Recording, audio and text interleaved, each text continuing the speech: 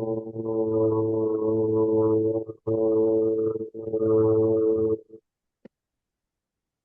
in progress.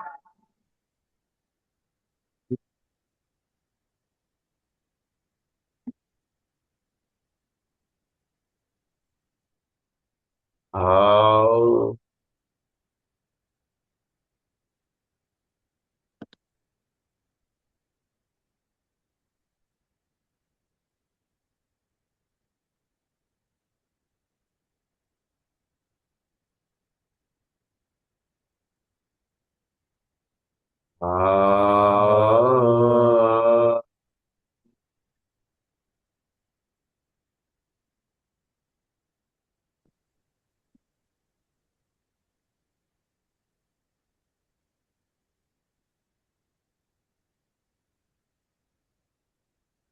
गुरुर्ब्रह्मा गुरुर्विष्णुः गुरुर्देवो महेश्वरः गुरुः साक्षात् परं ब्रह्मा तस्मै श्री गुरवे नमः। नमस्कारं मास्टर। నమస్కారం మాస్టర్ PJR. నమస్కారం మాస్టర్ PJR. నమస్కారం మాస్టర్ EK. నమస్కారం మాస్టర్ EK. నమస్కారం మాస్టర్ MN. నమస్కారం మాస్టర్ MN. నమస్కారం మాస్టర్ CVV. నమస్కారం మాస్టర్ CVV. నమస్కారం మాస్టర్ CVV. నమస్కారం మాస్టర్ CVV. నమస్కారం master CVV to your lotus feet. నమస్కారం మాస్టర్ CVV.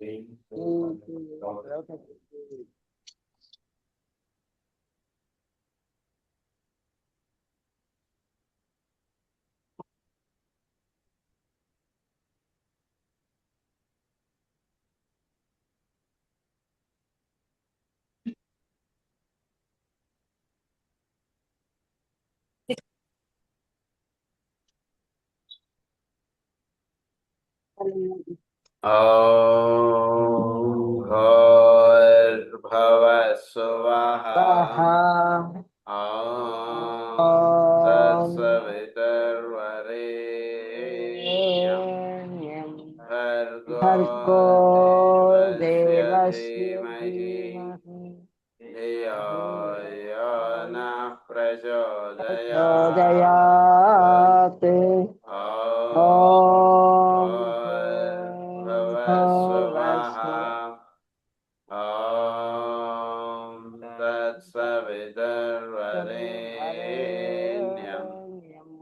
भर्गो देवस्य धीमहि धियो यो नः प्रचोदयात्।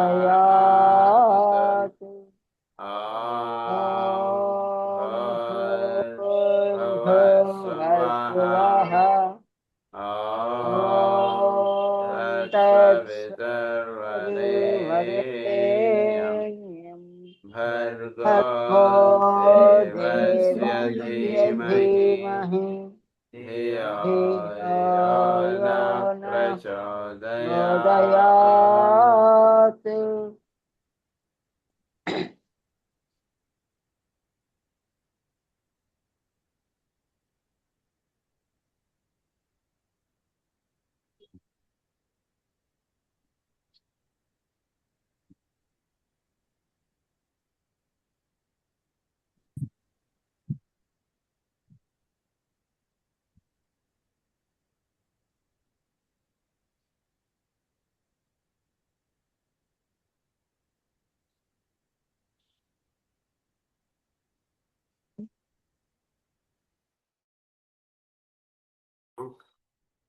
హోమియోపతిలో వ్యాధి అంటే ఏమిటి?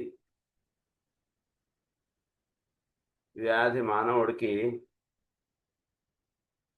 ఎలా సోకబడుతూ ఉంటుంది అనేటువంటి విషయం పరిచయం చేసుకున్నాం. వ్యాధి అనేటువంటిది కేవలం భౌతికంగా కనిపించేటువంటిది బ్యాక్టీరియా, వైరసెస్ వీటి వలన కాదండి.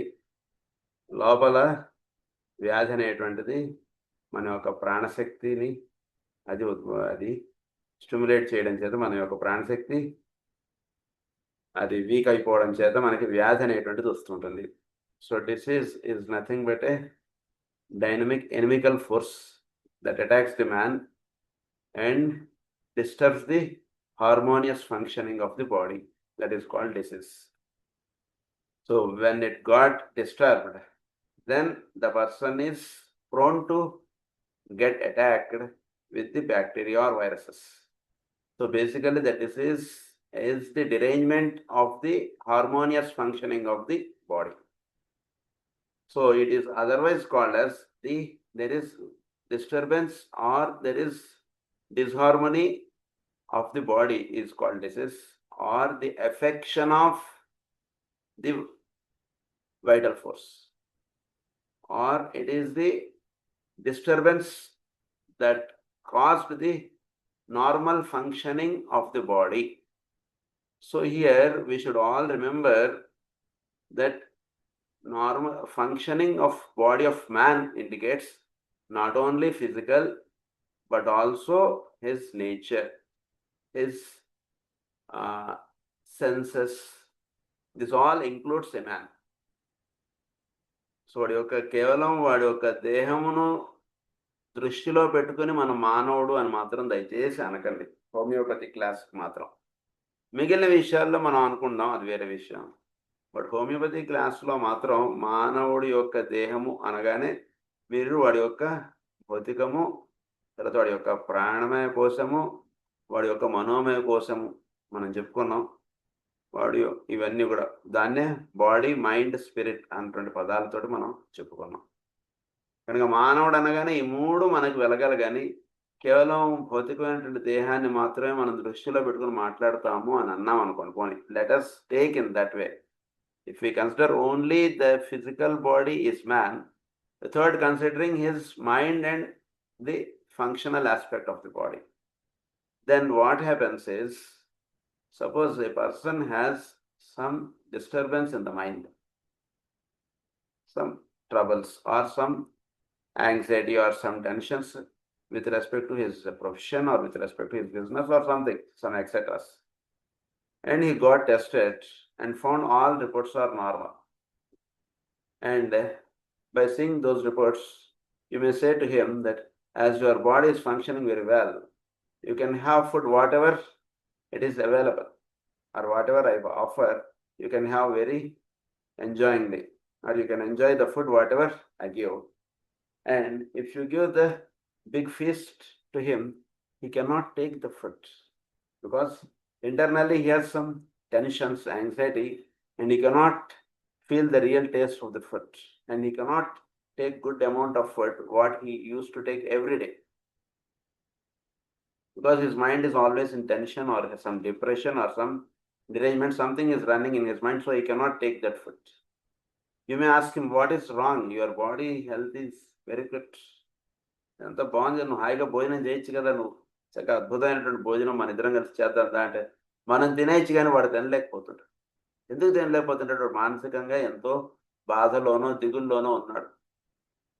వాడికి నువ్వు బ్రహ్మాండమైనటువంటి భోజనం పెట్టేసి నువ్వు తినరా అంటే వాడు తినలేడు. దీన్ని బట్టి అవగాహన చేసుకోవాల్సినటువంటి విషయం ఏంటంటే, మానవుడు is different from N animal. మానవుడికి ఇవన్నీ చాలా, వాడికి అన్నీ మీరు బాగా ఉండి అప్పుడు మీరు అంతా బాగున్నాడు, మానసికంగా చాలా సంతోషంగా ఉన్నాడు, చాలా ఇదిగా ఉన్నాడు. అరే ఈరోజు ఏమీ లేదురా, మనం పచ్చడన్నం తినదురా, ఏం పర్లేదురా పచ్చడన్నం హాయిగా తినేద్దాం దార పెట్టు అంటాడు వాడు. అంటే వాడు ఆనందంగా ఉన్నాడు కాబట్టి మీరు ఫీస్ట్ పెట్టకపోయినా, మీరు పచ్చడన్నం పెట్టినా వాడు కడుపు నిండా తినేస్తాడు.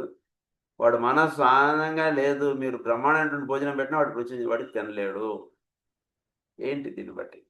లేదా మీరు బ్రహ్మాండమైనటువంటి పక్క ఏర్పాటు చేశారు వాడు పడుకోవడానికి, వాడు మానసికంగా చాలా దిగులు విచారంలో ఉన్నాడు, పడుకోగలడా? మీరు ఏసీ రూమ్, బ్రహ్మాండమైనటువంటి బెడ్ సూపర్గా ఇచ్చారు మీరంతా, పర్మనెంట్ కారు అన్నీ ఇచ్చారు. 2 రోజులు మీ ఊరు రమ్మని చెప్పి అన్నీ ఏర్పాటు చేశారు. వాడు పడుకోగలడా అంటే ఆ బెడ్ మీద లేచి కూర్చొని ఎప్పుడు తెల్లారుతుందా, ఎప్పుడు ఏం చేద్దాం అన్నటువంటిదే ఉంటుంది అన్నమాట. Cannot have good sleep. So వాడు మానసికంగా ప్రశాంతంగా లేడు కాబట్టి వాడికి నిద్ర పట్టట్లేదు. వాడు మానసికంగా ప్రశాంతంగా లేడు కాబట్టి వాడికి రుచించట్లేదు, వాడికి ఆకలి వేయట్లేదు, ఇవన్నీ కూడా. సో దీన్ని బట్టి అవగాహన దానివల్ల ఏమవుతుందంటే నెమ్మదిగా వాడికి కొద్ది రోజులు అలానే ఉంటుండే నిద్ర పట్టట్లేదండి అన్నటువంటి సిమ్టమ్ తోటి వాడు డాక్టర్ దగ్గరికి వెళ్తారు. డాక్టర్ ఏమంటారు, అది కాదు సార్ మీ టెస్ట్లో ఏవో కొన్ని టెస్టులు రాస్తాను ఇవి చేయించుకోండి. చేయించుకున్నాం అన్నీ బాగానే ఉంది.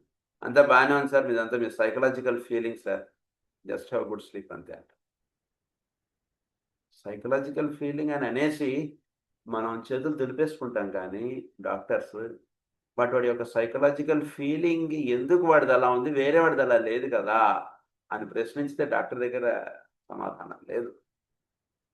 కానీ దీన్ని బట్టి అవగాహన చేసుకోవాల్సింది ఏంటంటే మానవుడు అనగా వాడి యొక్క భౌతిక దేహము, వాడి యొక్క ఫంక్షనల్ బాడీ, వాడి యొక్క మానసిక కక్ష, అంటే వాడి యొక్క ఆలోచనలు, వాడి యొక్క బాడీలో వాడి ఫంక్షనింగ్ ఎలా ఉంది, వీటన్నిటిని దృష్టిలో పెట్టుకుని వాడు మానవుడు అని అన్నారు.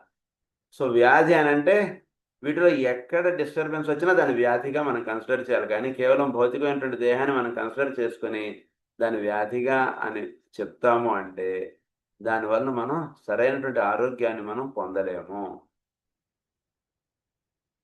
సో బేసిక్గా మనం బాగా అవగాహన చేసుకోవాల్సినటువంటి విషయం ఏంటంటే ఈ మూడిట్లో డిసీజ్ అనేటువంటిది ఎక్కడ అటాక్ చేసినా సరే వీడు ఇబ్బంది పడతాడు. డిసీజ్ అనేటువంటిది ఫస్ట్ ఎక్కడ అటాక్ చేయబడుతుంటుంది, మనకి డిసీజ్ అనేటువంటిది ఎక్కువగా ఫస్ట్ అది మానసిక కక్షలో అటాక్ చేయబడుతుంది అని చెప్పుకున్నాం. ఇది బాగా గుర్తుపెట్టేసుకోగలుగుతాం. వ్యాధి అనేటువంటిది కేవలం ఈ బయట వచ్చినటువంటి ఇన్ఫెక్షన్స్ చేత వీడికి వ్యాధి వచ్చేసింది అండి అన్నటువంటిది కాదు అన్నటువంటి విషయం ఇంకా మీరు క్లాసులు అటెండ్ అవుతున్న కొద్దీ మీకు ఇంకా దాని మీద చాలా క్లారిటీ వచ్చేస్తుంది. ఇప్పుడే అంటే మనం మామూలుగా మనం చూస్తే బయట ఏదో ఫుడ్ తిన్న దాంతో వ్యాధి వచ్చేసిందండి, బయట వాడికి ఎవరికో ఏదో పలానా బ్యాక్టీరియాతో వాడు సఫర్ అవుతున్నాడు, వాడి దగ్గరికి వెళ్ళాడికి నాకు వ్యాధి వచ్చేసిందండి అని ఇలా జనరల్గా మనం వింటూ ఉంటాము. అది కాసేపు దాన్ని మర్చిపోండి అనను, దాన్ని తప్పనను, ఏమనను, దాన్ని అలా ఉంచండి పక్కకి. మామూలుగా క్లాస్లో చెప్పబడినటువంటి విషయాన్ని మాత్రం దీన్ని అలా తీసుకొని ఫస్ట్ వింటూ ఉండండి. సో వ్యాధి అనేటువంటిది మానసిక కక్షలో మీకు వస్తుంటుంది. First derangement of the vital force అవ్వడం చేత వ్యాధి అనేటువంటి సోకుతుంది. ఆ వ్యాధి అనేటువంటి సోకబడిన దాని చేత వీడు నెమ్మదిగా వీడు కొద్ది రోజులు ఎడికి కొన్ని నెలలో, సంవత్సరాలు లేదా రోజులో ఎంతో ఎడికి దానికి చోటులో ఉన్నటువంటి బ్యాక్టీరియా దానికి అట్రాక్ట్ అవుతుంది. ఇది జరిగేటువంటిది. ఆ బ్యాక్టీరియా ఎప్పుడైతే అట్రాక్ట్ అవుతుందో సిమ్టమ్స్ పూర్తిగా మేనిఫెస్ట్ అవుతాయి. సిమ్టమ్స్ మేనిఫెస్ట్ అయినటువంటి దాన్ని డిసీజ్ అనేటువంటి పేరు పెడతాం. పిల్లవాడు పుట్టాడు కదా పేరు పెడదామండి అన్నట్టుగా పేరు పెడతాం దానికి. ఈ suffering with bronchial asthma or atopic bronchitis ఇలాంటివి ఎన్నో పేర్లు పెడతాం. సో పేర్లు పెట్టడం చాలా ఈజీ మనకి. కాకపోతే ఇక్కడ అవగాహన చేసుకోవాల్సినటువంటి విషయం ఏంటంటే వ్యాధి అనేటువంటి ఫస్ట్ ఇంటర్నల్గా ఉంది. ఆ ఇంటర్నల్గా ఉన్నటువంటి వ్యాధికి బ్యాక్టీరియా అనేటువంటిది అట్రాక్ట్ అవుతుంది. మన ఇంట్లో చెత్త ఉంది, చెత్తకి దోమలు ఎలా అయితే అట్రాక్ట్ అవుతాయో అలా వ్యాధి అనేటువంటిది లోపల ఉండి దానికి బ్యాక్టీరియా అనేటువంటిది అట్రాక్ట్ అవుతుంది. సో దానికి అప్పుడు మనం వైద్యం చేయడానికి వచ్చినప్పుడు మనం కేవలం దోమల్ని తోలేస్తే సరిపోతుందని అంటే మళ్ళీ కష్టపడి మళ్ళీ దోమలు వస్తాయి. దోమల్ని తోలిస్తాం బ్యాట్ తోటో దేనితో, దోమలు ఏం లేవు, చెత్త అలానే ఉందనుకోండి లోపల, ఏమవుతుంది మళ్ళీ పొద్దున అలా చేసాం సాయంత్రం మళ్ళీ దోమలు వస్తాయి, మళ్ళీ సాయంత్రం అలా చేసాం మళ్ళీ మర్నాడు పొద్దున మళ్ళీ దోమలు మళ్ళీ వస్తూనే ఉంటాయి అవి. సో ఇక్కడ మనం ట్రీట్ చేయాల్సింది ఏంటి, లోపల డిరేంజ్ అయినటువంటిది ఆ చెత్త అనేటువంటిది ఏదైతే ఉందో లోపల డిరేంజ్ అయిపోయి ఉన్నటువంటి డిసీజ్ ఏదైతే ఉందో వాడి లోపల దాన్ని డీల్ చేస్తే ఆ చెత్త అనేటువంటిది వీడి ఇంట్లో ఉండకుండా ఉండేట్టు చేస్తే వీడి దగ్గరికి దోమలు రావు, ఈగలు రావు. వాళ్ళ ఇంట్లో ఇల్లు శుభ్రంగా రోజు తుడుచుకుంటూ ఉండి చెత్త లేకుండా ఉండేట్టు చూసుకుంటే మన ఇంట్లోకి దోమలు రావు, ఈగలు రావు. అది ఎట్లాగో ఆరోగ్యానికి సంబంధించినది కూడా మనం హెల్త్ అనేటువంటి ప్రిన్సిపల్స్ మనం ఫాలో అవుతూ ఎక్కడైతే డిసీజ్ అనేటువంటి చెత్త మన ఒంట్లో చేరిందో దానికి తగ్గటువంటి ఔషధం మనం స్వీకరించడం చేత మనకి వ్యాధులు రావు.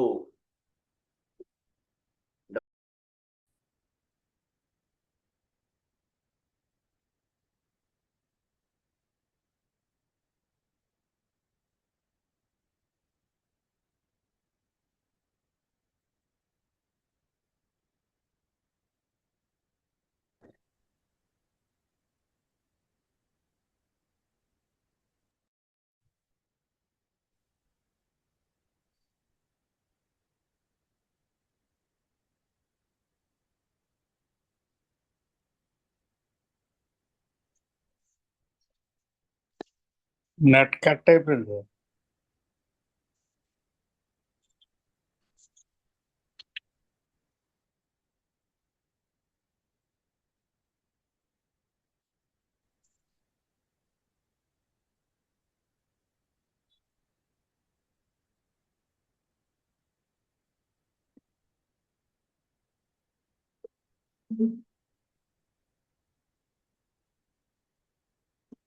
సో దీన్ని మనం ఏదో ఫంక్షనల్ ప్రాబ్లం ఏదో వచ్చింది దానివల్ల మళ్ళీ. సో బేసిక్ గా వ్యాధి అనేటువంటిది మానసిక వీడిలో ఉండబడి కక్షలు దానివల్ల వీడు తోకపడుతుండడం, వ్యాధి చేత ఇబ్బంది పడుతుండడం అంటే జరుగుతుంటుంది. అయితే ఈ వ్యాధిని మనం జాగ్రత్తగా మనం తెలుసుకోగలిగితే దానికి మనం ఔషధ ప్రయోగం అటువంటి చేయడం చేత మనం వాడికి పూర్తిగా ఆరోగ్యం అటువంటిది ఎస్టాబ్లిష్ చేయగలుగుతాం. అయితే వ్యాధిని లోపల ఉన్నటువంటి వ్యాధిని ఎలా మనం తెలుసుకోవాలి, అది నెక్స్ట్ పాయింట్. వ్యాధి లోపల ఉందండి, అది ఫోర్స్గా ఉంటుంది వ్యాధి, దానివల్ల వీడికి జబ్బు అనేటువంటిది వస్తుంది, ఇవన్నీ మనం చెప్పుకున్నాం ఇప్పుడు. సో దీని నెక్స్ట్ పాయింట్ ఏంటంటే అక్కడ వ్యాధి అనేటువంటిది వీడికి సోకబడింది అనేటువంటిది ఎలా తెలియాలి. ఎలా తెలియాలి అంటే ఒకటే విషయం బాగా గుర్తుపెట్టుకుంటే, వ్యాధి అనేటువంటిది లోపల ఉంది అనేటువంటిది తెలియాలి అంటే వ్యాధి లేకుండా ఉన్నటువంటి వాడు ఎలా ఉన్నాడు, వ్యాధి అప్పుడు వ్యాధి లేకుండా పూర్తిగా ఆరోగ్యవంతుడు ఎలా ఉన్నాడు మనం అవగాహనలో పెట్టుకోగలిగితే దానికి భిన్నంగా ఉన్నటువంటి వాళ్ళందరూ కూడా వ్యాధితో లోపల వాళ్ళలో వ్యాధి ఉంది అంటుండే తెలుసుకోవడం ఈజీ. నేను లోపల వ్యాధి ఉంది అనేటువంటి దానికి ప్రత్యేకమైనటువంటి పరీక్షలు అంటే ఏం లేవు. ఏదో బ్లడ్ టెస్టులు, యూరిన్ టెస్టులు, స్కానింగ్లు, ఇవన్నీ కూడా వ్యాధి పూర్తిగా కింద దిగిపోయి వచ్చేసిన తర్వాత ఆ పైన ఉండగానే దాన్ని కొట్టేయాలి మనం. ఇప్పుడు వ్యాధి రాదు అసలు. అది హోమియోపతి మనకు టీచ్ చేసేటువంటి విషయం. కింద దిగిన తర్వాత నువ్వు ఫస్టా నేను ఫస్టా అంటున్నది వాడితో ఫైట్ చేయడం కన్నా అసలు కింద దిగక ముందరే దాన్ని పైన కొట్టేసాం అనుకోండి, ఇప్పుడు పూర్తిగా ఆరోగ్యంగా వాడు హాయిగా ఉండగలుగుతాడు. సో వాడు ఆరోగ్యంగా ఉండటానికి వీడు చేయవలసినటువంటిది ఏంటంటే వ్యాధి అనేటువంటిది లోపల ఫోర్స్గా ఉంటుంది. It is an inimical force అంటాం, డిస్ట్రక్టివ్ ఫోర్స్ అంటాం దాన్ని. దీన్ని మన బాడీలో వచ్చేసి అన్ని ఇష్టం వచ్చినట్టు మనం ఇంట్లో ఉన్నటువంటి వస్తువులన్నీ ఇక్కడెక్కడ పడేసేసి చిందరబందరిగా పడేసేసి వాటిని వీటిని కొట్టేసేసి, మనకి సినిమాల్లో చూపిస్తుంటే విలన్ వచ్చాడు అనుకోండి, ఇంట్లో ఉన్న సామాన్లను బయట ఇసిరేసి వాడిని వీడు కొట్టేసేసి ఎలా చేస్తుంటాడో అలా అన్నమాట వ్యాధి అనేటువంటిది. సో మన ఒంట్లోకి చూరి మన యొక్క హాయిగా చక్కగా ఫంక్షన్ చేయబడుతున్నటువంటి వాటిని అన్నింటిని కూడా డిస్టర్బ్ చేసేస్తుంది మొత్తం వ్యాధి అనేటువంటిది వచ్చి. సో చక్కగా ఫంక్షన్ చేయబడుతున్నటువంటి బాడీని ఇది డిస్టర్బ్ చేయడం అంటే జరిగింది. సో చక్కగా ఫంక్షన్ అవుతున్నటువంటి బాడీ ఎలా ఉంది, అది డిస్టర్బ్ అయినటువంటిది ఎలా ఉందో దీనికన్నా రిప్లైగా మనం చూసుకుంటే తెలుసుకోవాలి. ఇది రహస్యం. సో దీన్ని అవగాహనలో పెట్టుకోవాలంటే ఒక నార్మల్ బీయింగ్ ఎలా ఉంటాడు అది మనం తెలుసుకోవాలి ఫస్ట్.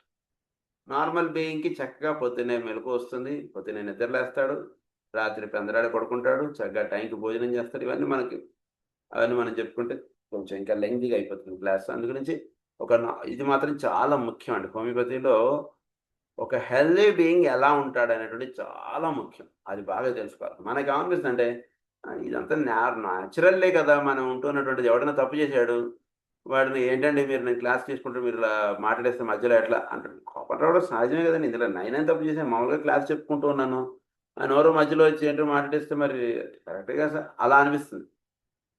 సో ఒక నార్మల్ బీయింగ్ ఎలా రియాక్ట్ అవుతాడు, ఎలా రెస్పాండ్ అవుతాడు అంటున్న వీడికి చక్కగా తెలియాలి. అప్పుడు దాన్ని మనం కంపేర్ చేసుకొని చూసుకోవాలి. దాని నుంచి దానికన్నా భిన్నముగా వీడు ఎప్పుడైతే ఉన్నాడు అనేటువంటి తెలుస్తుందో that means he has disease. అది చక్కగా ఒప్పేసుకోవాలి మనసులో. వేరేవాడికి ఇక్కడ ఫలానా పరిస్థితికి వెళితే వాడికి ఏమీ అనిపించట్లేదు. ఉదాహరణకి ఇద్దరు సూపర్ మార్కెట్ వెళ్ళారు అనుకోండి, మాల్స్కి వీటికి ఏదో వెళ్ళారు. వాళ్ళు ఏం చేస్తారు, అక్కడ వస్తువులను అలా పెట్టి ఉంచుతారు. మనం అడిగితే తీసేయడం అంటుండే కాకుండా అలా ఉంటాయి. నువ్వు తీసుకుని బిల్లు కట్టేసి వెళ్ళిపో అన్నట్టుగా ఉంటాయి. వాడు వీడు చూడకుండా ఒక వస్తువు జేబులు వేసేద్దామా అంటే థాట్ వస్తుంది అప్పటికి. సీసీ కెమెరాలు ఎన్నున్నా వాళ్ళ దిశలో వాళ్ళు ఉంటారు కదా, చిన్న వస్తువు ఏదైనా he enjoys in stealing things. అది ఇక్కడ విషయం. స్టీలింగ్లో వాడు సంతోషపడతాడు. వాడు చాలా ధనవంతుడు అండి, చాలా ధనవంతుడు. ధనవంతుడైనా ఇలాంటి షాప్స్కి వెళ్ళినప్పుడు ఆ యజమాని చూడకుండా ఒక జస్ట్ 2 రూపీస్ థింగ్ అయినా నేను జేబులో వేసేసుకున్నాను లేదా చూసా ఎంత బాగా ఈ ఫీల్స్. వాడు బయటకు వచ్చిన తర్వాత వాడు ఫ్రెండ్స్కి చెప్తాడు, ఎవడు చూడకుండా చూసా పెను కొట్టేసా నేను, వాడు చూసుకునే లేదు అంటే.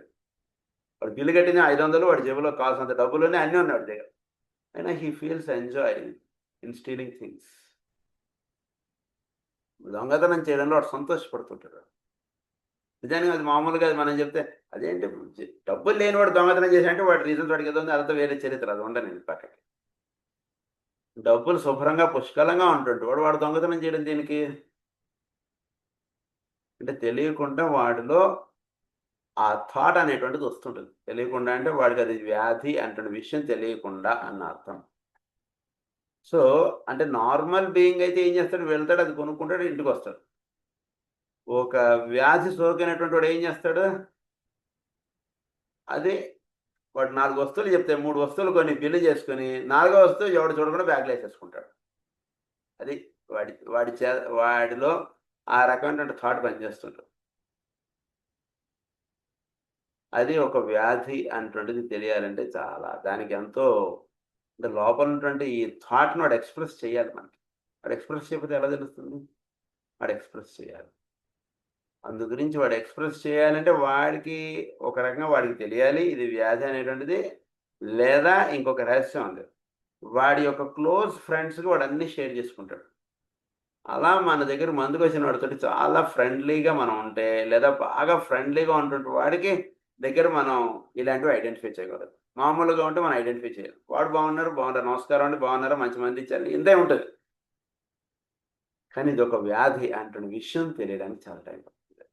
సో కొందరు చిన్నపిల్లల్లో కూడా తెలియకుండా ఇంట్లో తల్లి పర్సులో నుంచో లేదా ఇంట్లో ఉన్నటువంటి డబ్బులో వాడు తీసేసుకున్నాడు, వెళ్ళిపోతుంటాడు.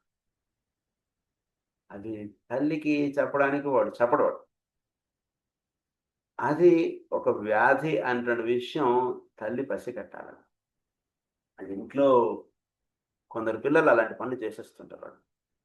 సో ఆ వ్యాధి అనేటువంటిది అది అంటున్న విషయం ఒకటి తెలియాలి. అలా మనం చాలా ఉంటాయి మనం తెలుసుకోవాల్సినటువంటి లక్షణాలు ఇలాంటివి మన బాడీలో.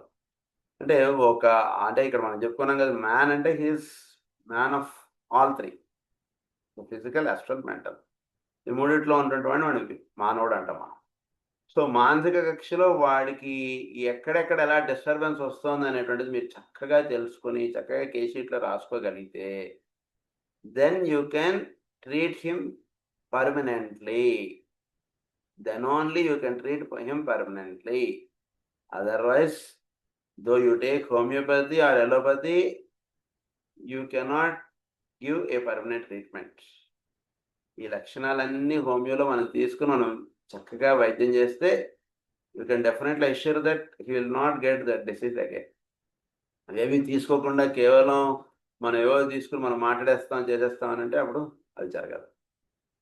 కనుక జాగ్రత్తగా చక్కగా అవగాహన చేసుకోవాల్సినటువంటి విషయం ఏంటంటే ఈరోజు క్లాస్లో మనం హోమియోలో ఇలాంటి లక్షణాలు మొత్తాన్ని కలుపుకొని తీసుకుని రాసుకునేటువంటి దాన్ని ఏమంటారంటే totality of symptoms. Today we are discussing about totality of symptoms. ఈ టోటాలిటీ ఆఫ్ సిమ్టమ్స్ని ఏమంటామంటే కనుక అంటే it is not the total number of symptoms, but it is the symptoms of the patient in total. So what do you mean by in total? And it is the symptoms of the patient, of his nature, of his senses, of his body, everything we speak about. What are the disorders that exist in his mind, in his senses, in his physical body, that all become the totality of symptoms. It is not the total number, but it includes all the symptoms of these 3 things. That is called the totality of symptoms.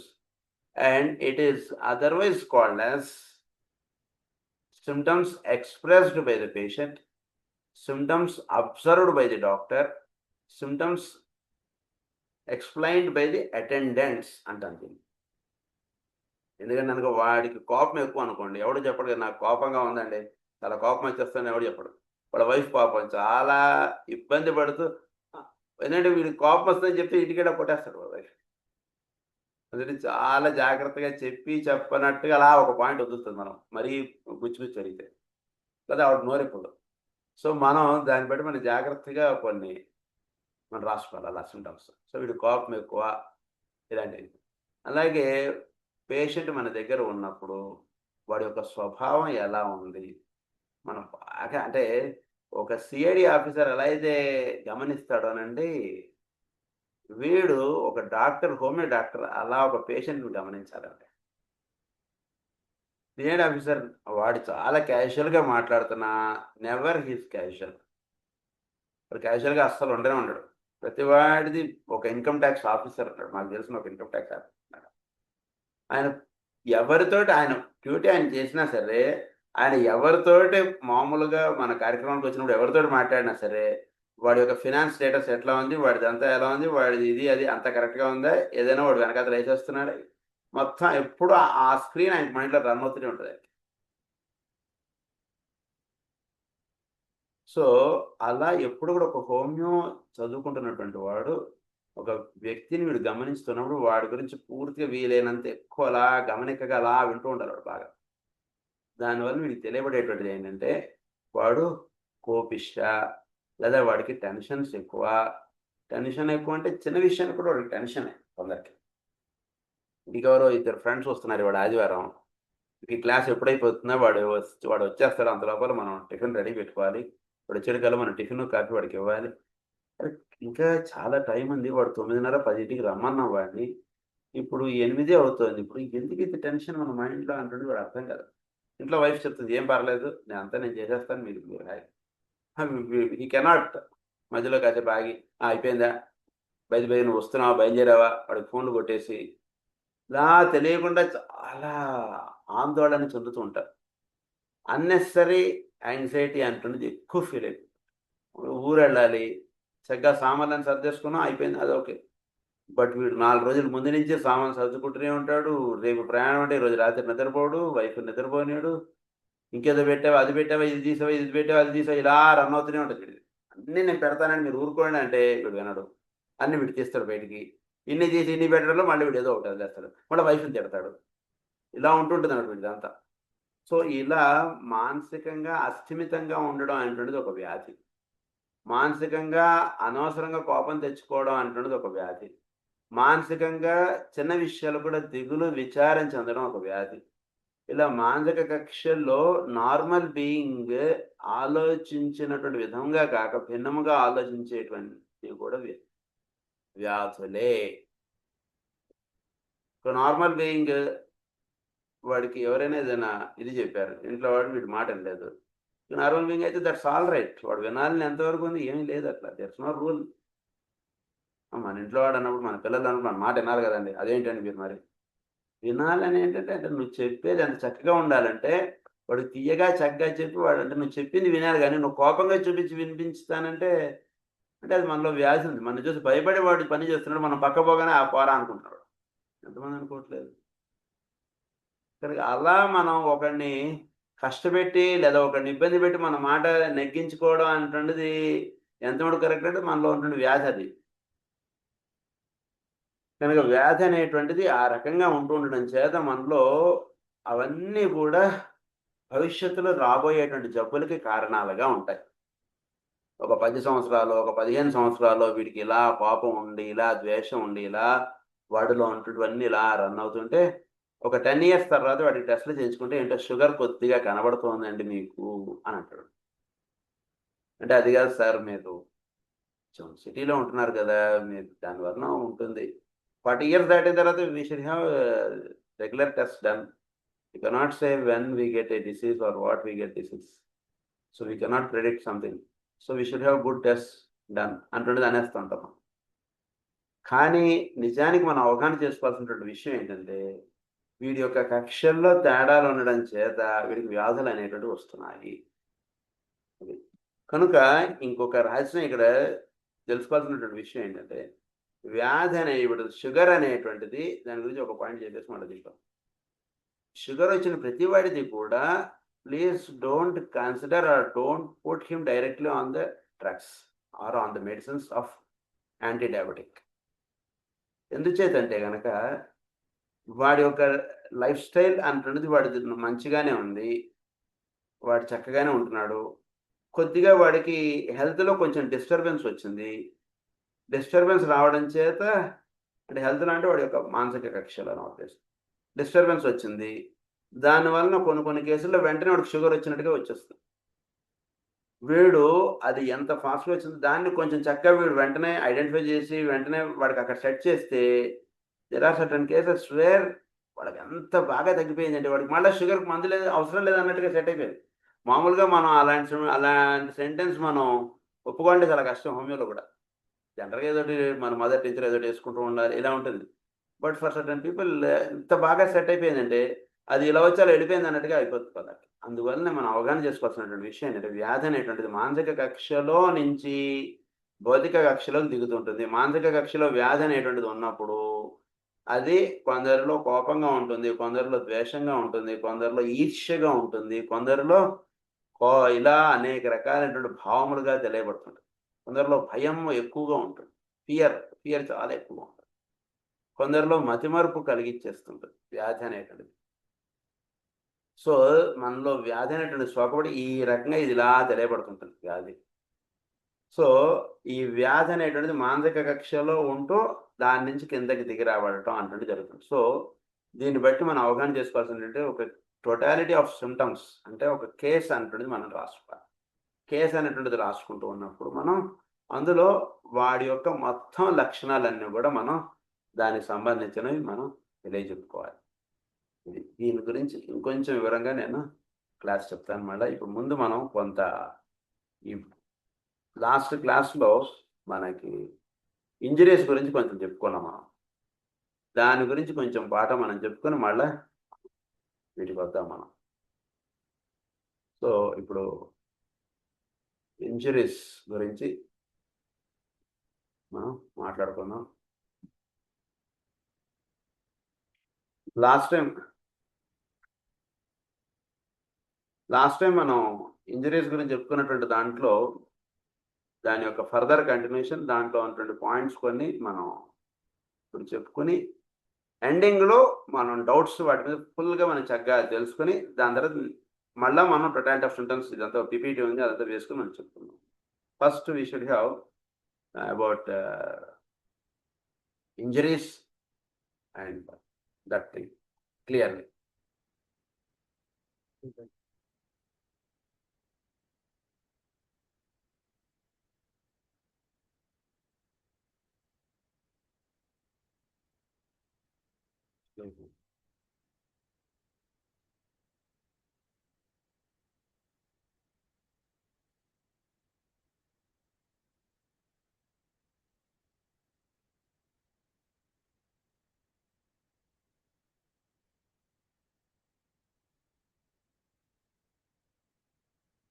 హైపర్గా మనం చెప్పేసుకున్నాం కదండి. So rusted iron particles ఇలా అయిపోయింది కదా.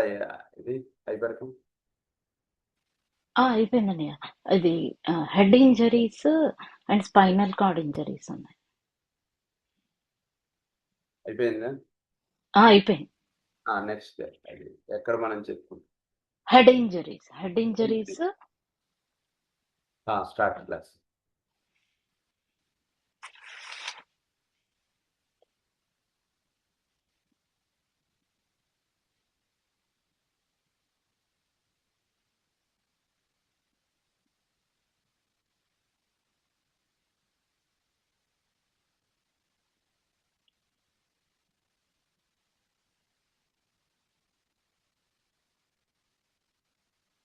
అలా ముఖ్యమైనటువంటి topic అండి head injuries.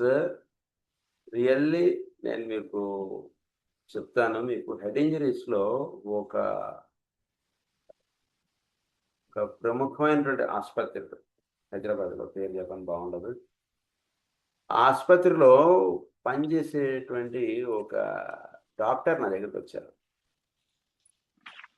ఆయన సరే ఆయన ఏదో కేసు మాట్లాడుకుంటూ దానికి ఏదో మన మెడిసిన్స్ ఏదో తీసుకున్నారు, అది వేరే విషయం. అది అయిపోయిన తర్వాత కొంచెం నాకు ఆయనకి ర్యాపో బిల్డప్ అయిన తర్వాత ఆయన ఏం చేశారంటే వాళ్ళ దగ్గర న్యూరో కేసెస్ కోమాలో ఉన్నటువంటి కండిషన్స్ ఒక కేసు నాకు దిగారు. నేను అంటే నాకు పేషెంట్ నేను చూడలేదు, నేను మాట్లాడలేదు. ఆ డాక్టర్ గారు నాతో మాట్లాడి ఏమండి ఇలాంటి కేసెస్ మా దగ్గర చాలా వస్తుంటాయి అంటూ క్యాజువల్గా ఆయన చెప్పారు ఇట్లా. అంటే నేను అన్నాను ఏమండి మీకు అంటే మీ హోమియోపతి మీరు చూస్తుంటే చాలా మీ దగ్గర వీటికి కూడా మందులు ఉంటాయి ఏంటి అని ఊరికే జస్ట్ ఎందుకంటే కోమాలో ఉన్న వాడు అలా బెడ్ మీద అలా ఉంటాడు రోజు తరబడి నిలబడతారు పాపం వాళ్ళు. వాళ్ళకి ఇంకా ట్రీట్మెంట్ లేదు unless he come out of it. He has to come out of it on his own. ఇక్కడ only just maintenance of the case ఉంటుంటుంది వాళ్ళకి కోమాలో వెళ్ళిపోయినటువంటి కండిషన్స్కి ఇంజురీ అయ్యి ఇలాంటిది అయిన కేసులో. అయితే ఆయన ఇలా అంటే సరే నేనేమో సరే మనం హోమియోపతిలో మనం చదువుకున్నాం కదా లాస్ట్ క్లాస్లో అలాంటి డ్రగ్స్ నేను సజెస్ట్ చేసాను ఏమంటే ఇవి అద్భుతంగా ఇది పనిచేస్తే ఈ మందు ఇలా ఓపియం అనేటువంటి మెడిసిన్ అని మా దగ్గర ఇది చెప్పాను. అయితే ఆయన ఆ మెడిసిన్ వేశాడండి ఆ పేషెంట్కి. వేసిన తర్వాత అంటే ఇది ఇక్కడ ఏంటంటే మనం మామూలుగా కేసులో వేయడం వేరు. ఒక allopathy doctor he appreciated very well about homeopathy. చాలా ఆయన రిజల్ట్ చూసాడు. అయితే నేను హాస్పిటల్ నార్మ్స్ ఒప్పుకోవు కదా నేను వెళ్ళి చూడడం ఇదంతా కూడా అంటే ఒక డాక్టర్ ఒక పేషెంట్ తరఫున నన్ను డైరెక్ట్గా వచ్చి అప్రోచ్ అయితే అది వేరు. సో ఇలాంటి ప్రాబ్లమ్స్ కొన్ని ఉండి ఆయనే ఏదో మెడిసిన్ అని చెప్పి అది వేసాడు ఆయన. ఈ ఫౌండ్ రిజల్ట్ ఆయన చాలా ఆయన సంతోషపడ్డాడు హోమియోపతిలో అబ్బాయి ఇంత ఆ కేసులో మేమేం చేయలేమండి అన్నాడు. అందు గురించి ఇది మీకు దయచేసి ఇలాంటి దీనివల్ల మీకు ఎటువంటి కాంప్లికేషన్స్ ఉండవు, మీరు బాగా గుర్తుపెట్టుకోండి. మీరు ఒక డ్రగ్ సజెస్ట్ చేయడం చేత ఒక పేషెంట్కి ఇంజరీ అయినటువంటి పేషెంట్కి మీరు డ్రగ్ సజెస్ట్ చేయడం చేత వాడికి ఏమీ సైడ్ ఎఫెక్ట్స్ రావు, ఏమీ హాని ఉండదు. అందు గురించి చక్కగా మీకు డోసేజ్తో సహా చక్కగా చెప్తున్నారు. మీరు మరీ బాగా ఇబ్బంది ఉండేటువంటి కండిషన్స్ ఏవో అలాంటి కండిషన్స్ ఏమైనా ఉంటే మీరు ఎవరైనా పెద్దవాళ్ళ సలహాలు తీసుకోండి. Otherwise you can very easily administer because there are no side effects and there are no complications after taking these medicines. Well ఇది మీరు హాయిగా రండి చేస్తే అంత అద్భుతంగా మనం పేషెంట్స్ ఇది చేయొచ్చు, చాలా బాగా చేసుకోవచ్చు. కనుక క్లాసెస్ మీరు ఏ సందేహాలున్నా అడగండి దయచేసి.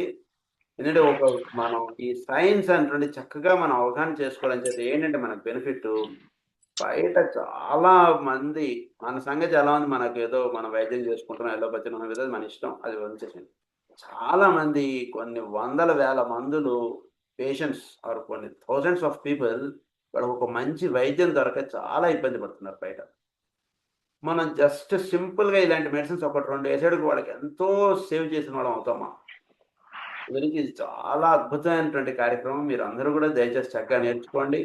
చక్కగా మీకు తెలిసిన వాళ్ళు ఎందుకంటే హోమియోపతిలో మీకు బెస్ట్ అండ్ సేఫెస్ట్ ఏంటంటే there are no side effects as long as you are following the dosages and the method that we are giving in this classes. బయట వాళ్ళు మామూలుగా ఆర్సనికాలు పొద్దున్న 3 డోసులు రాత్రి 3 డోసులు వేయండి అలాంటివి దయచేసి చేయకండి. నేను చెప్పినదంతా కూడా నేను చెప్పినటువంటి దానికి సంబంధించినది అంతే. బయట వాళ్ళు చెప్పిన దానికి వాళ్ళు చెప్పిన సంబంధించినది, నాకు సంబంధం లేదు. ఇక్కడ ఎలాంటి డోసేజెస్ అయితే చెప్తున్నారో అలాంటిది ఫాలో అవుతున్నప్పుడు మాత్రం మీకు ఎటువంటి ఇబ్బంది లేదు. మీరు హాయిగా చక్కగా మీరు హ్యాండిల్ చేయొచ్చు. మీరు నెమ్మదిగా మీరు హ్యాండిల్ చేస్తే ఎదుటివాడికి మీరు చేసినటువంటి మేలు ఇంత అంత కాదు. బాగా గుర్తుపెట్టుకోండి. Now will proceed with the rest part of the injuries, head injuries. So head injuries.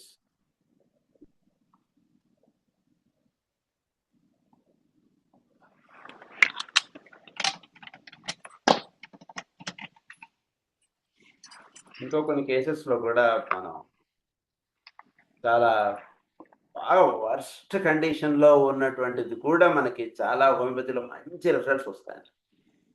నేను వీళ్ళైతే వాళ్ళ క్లాస్ అయ్యాక చెప్తాను, లేదా నెక్స్ట్ క్లాస్లోనే నేను చెప్తాను కొన్ని కేసెస్ చాలా అద్భుతంగా హ్యాండిల్ చేసినట్టు.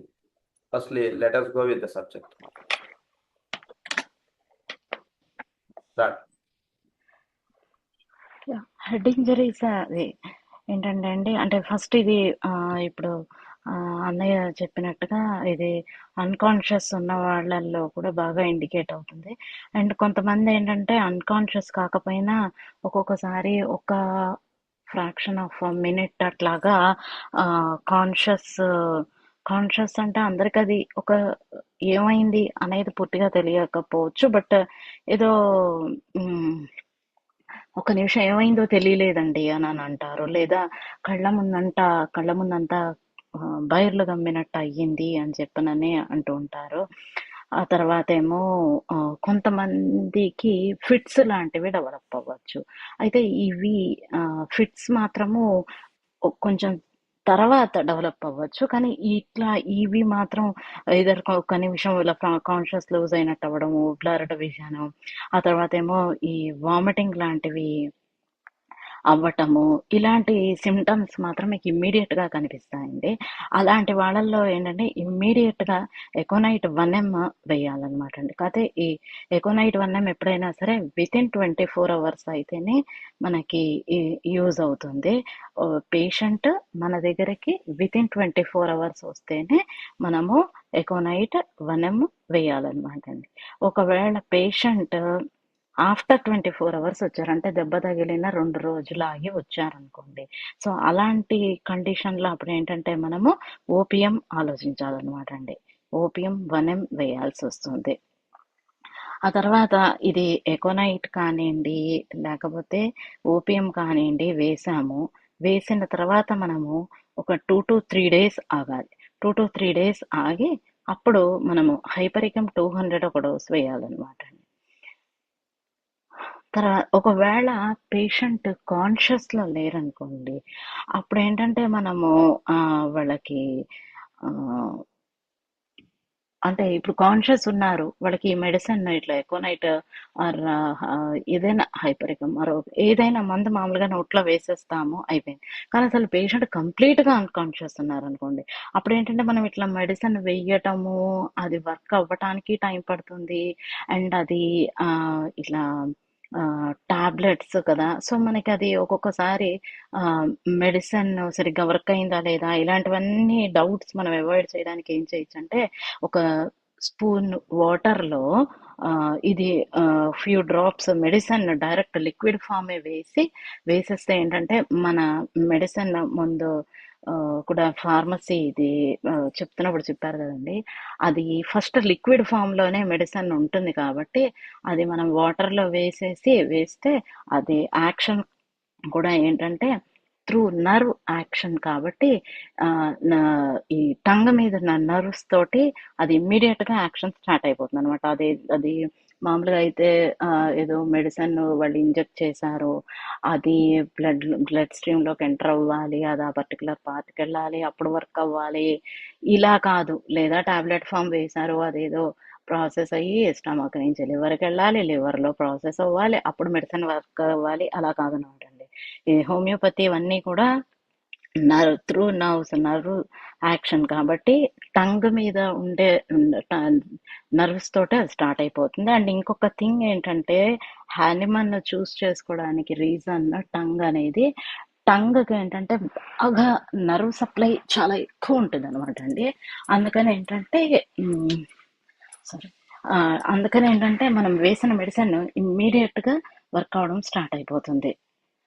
ఆ తర్వాత కొంతమందిలో చెప్పాను కదండి, ఇలా అన్కాన్షియస్ ఉన్న వాళ్ళు కానివ్వండి, లేదా కొంతమందికి ఏంటంటే ఈ సీజర్స్ ఫిట్స్ లాంటివి డెవలప్ అవుతాయి.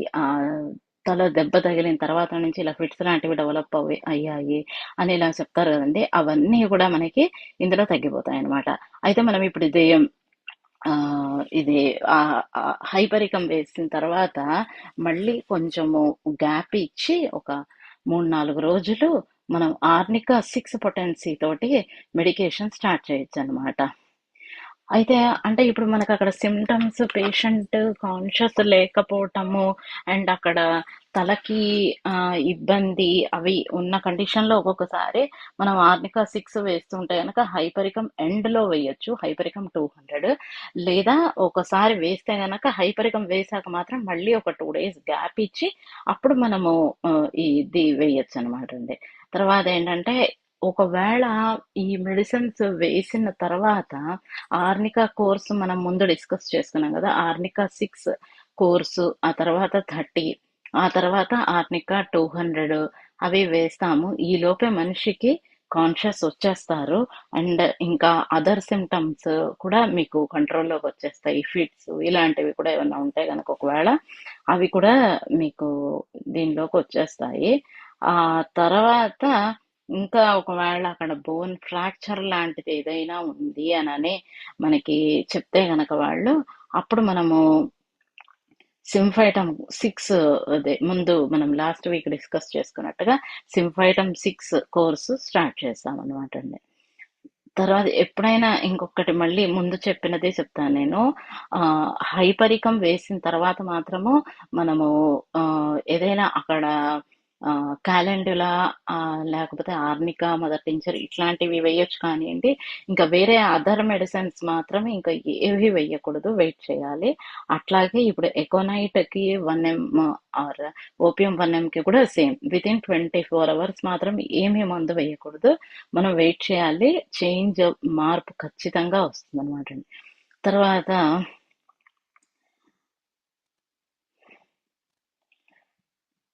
ఒకవేళ ఇవి మనము అనుకున్నట్టుగా ఇప్పుడు ఎకోనైట్ వేసాం, లేదా పేషెంట్ ఒక 2 days తర్వాత ఏదో వచ్చారు, అప్పుడు మనం ఓపియంతో స్టార్ట్ చేసాము, ఓపియం వేసాము. ఆ తర్వాత ఆర్నికా కోర్సు అదంతా కూడా అయ్యింది.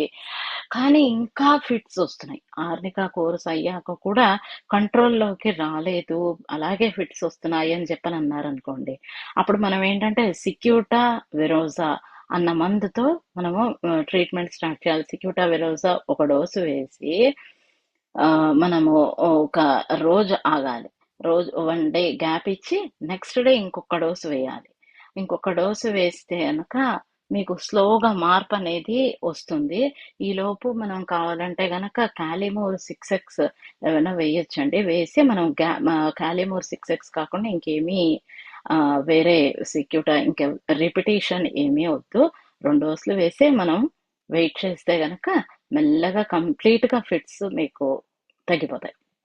కానీ అలా కాకుండా ఒకవేళ పేషెంట్ 3 నెలలు ఆగి మన దగ్గరకు వచ్చారండి, అంటే దెబ్బ తగిలింది, మనం ఏ మందులు వేయలేదు, వాళ్ళ పేషెంట్ రావడమే వాళ్ళకి దెబ్బ తగిలిన తర్వాత 3 నెలల తర్వాత, లేకపోతే గనక ఒక 6 నెలల తర్వాత కానివ్వండి, లేదా 1 year తర్వాత కానివ్వండి, వాళ్ళు వచ్చారు మన దగ్గరికి, ఇమ్మీడియట్గా రాలేదు అసలు.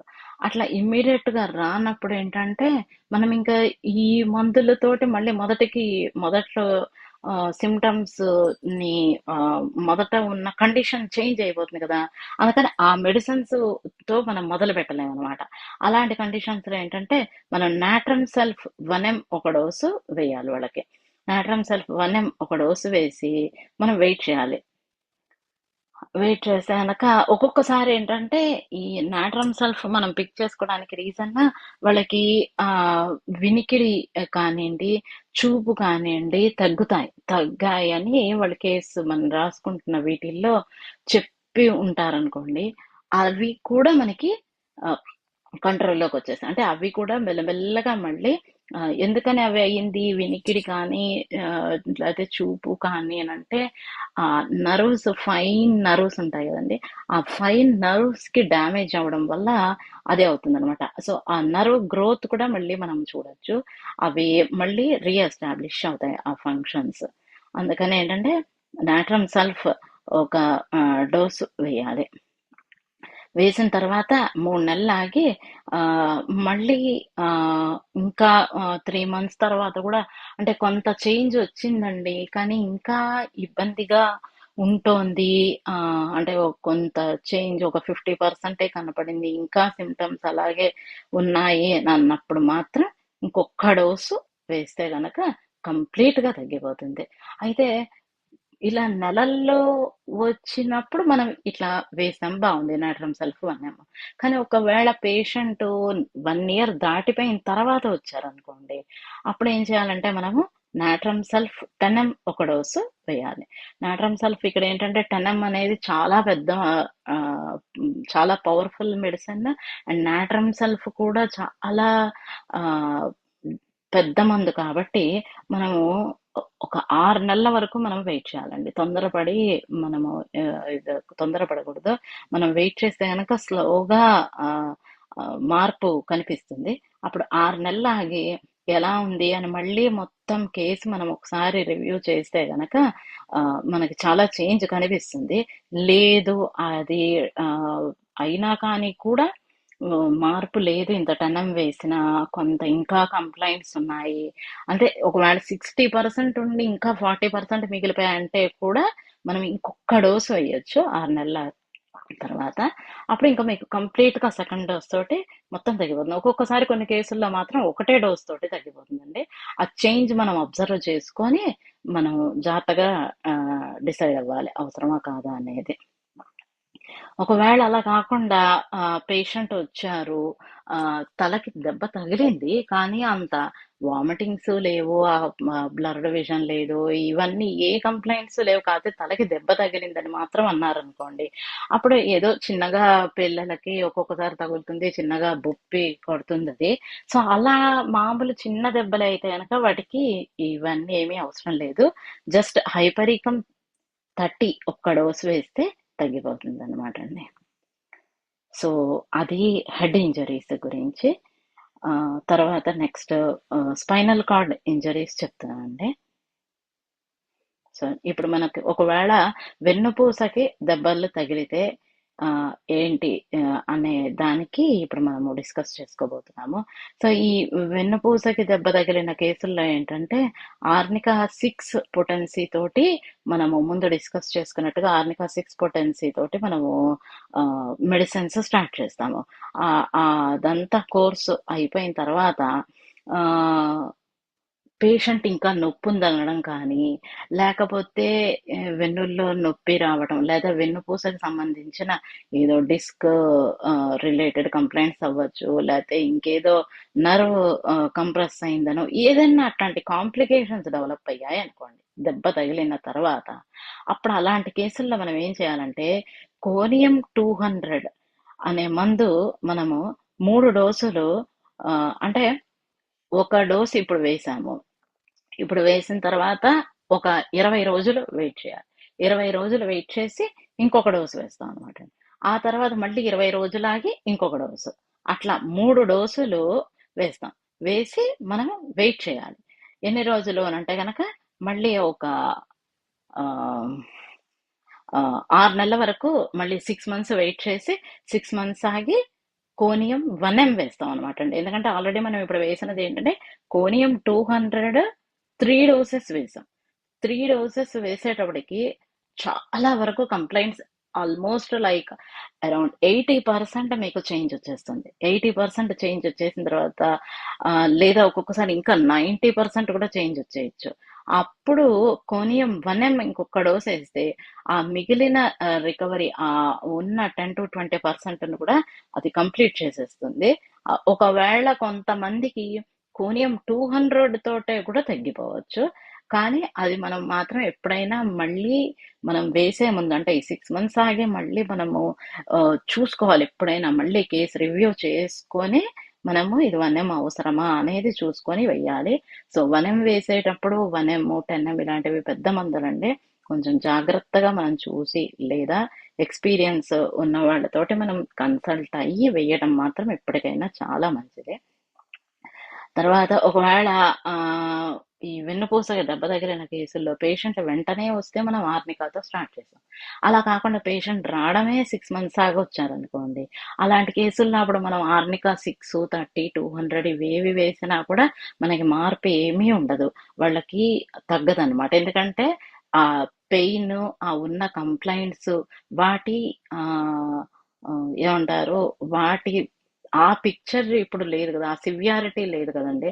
అప్పుడు మనం అవి వేస్తే యూజ్ ఉండదు అనమాట. అంటే ఒక ఫ్లోర్ లో మనిషి ఉంటే మనం ఇంకో ఫ్లోర్ లో ఉండే అది వినపడచ్చు, వినపడకపోవచ్చు, పై ఫ్లోర్ లోకి పిలిస్తే.